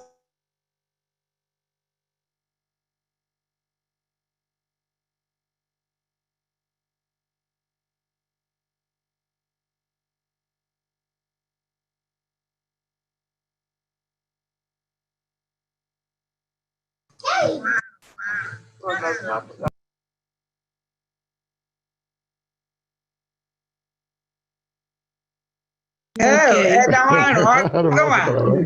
Oh.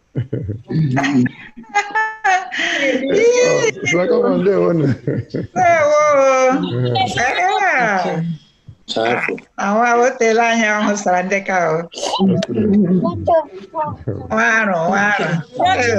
afternoon. Good afternoon, my dear. The Lord bless us all. Happy Sabbath. Yes, happy Sabbath. Dr. Timo, Lord bless you. Thank you. No.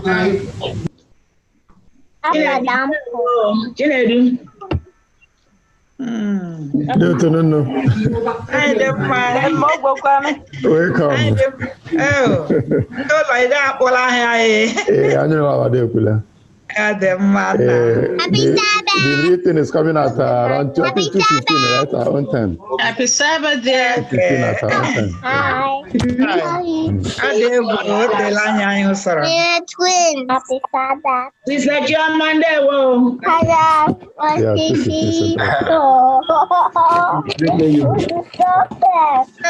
Happy Sabbath, Chichi. Happy Sabbath. Come back again. Happy Sabbath. How do you care? The Lord bless you. Nice to see you. Nice to see you too. Hope to see more of you. Sorry? Amen. Oh, there go. Today is a happy day. Oh, happy Sabbath. Happy day. Yeah, there go.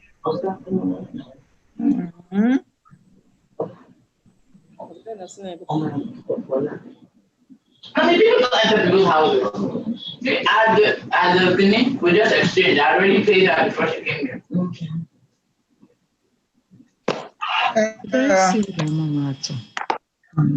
It's time to go and eat.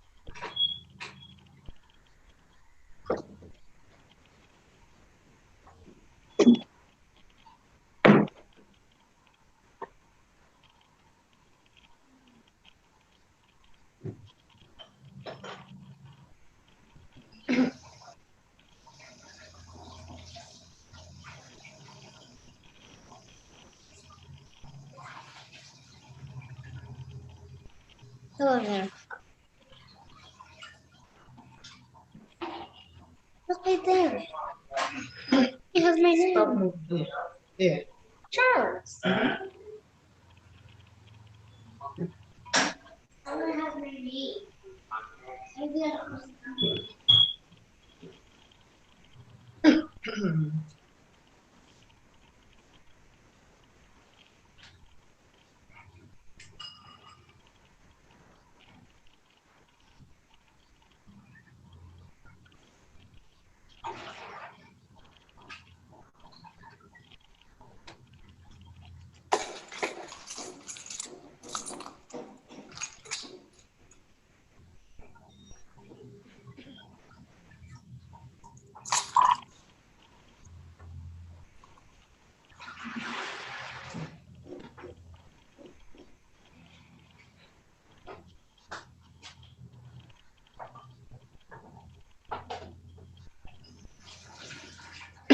Mommy, I don't want to be called Charles anymore.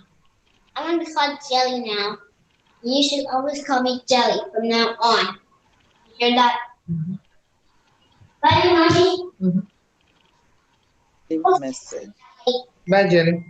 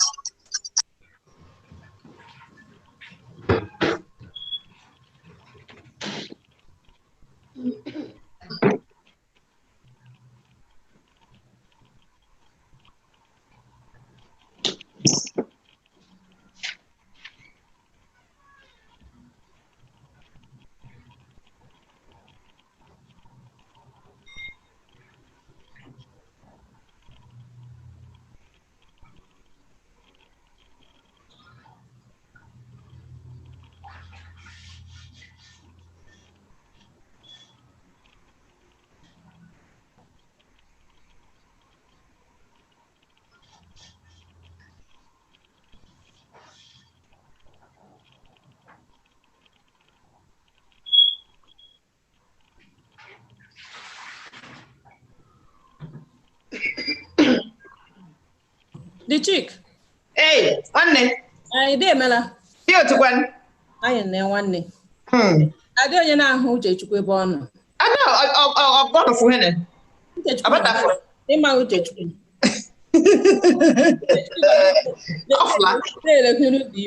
Awful. I think God had an idea. Awful. Good. All the Luna TV. I shouldn't get a word here. But yeah, I'm sure I'm gone. On the way whom I high and they can woman to yes, you share the great chick. Amen. Dear to know one. I have trouble one. We there. Yeah, my church or get out and work. Okay. I get each other. I saw about 3 o'clock, 3:15. Oh, I got 3. I am giving member for my map at la horde. Yeah. Melania, I want to make a t-shirt. Okay.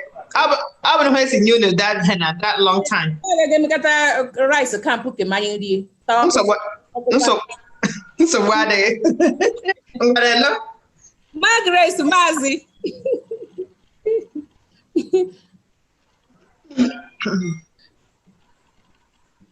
Then, Anka.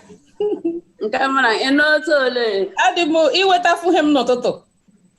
Oh, I can let him get him. Mama, you Lenin. Now, about that for in not so late. Adam, that's so fine. This happened.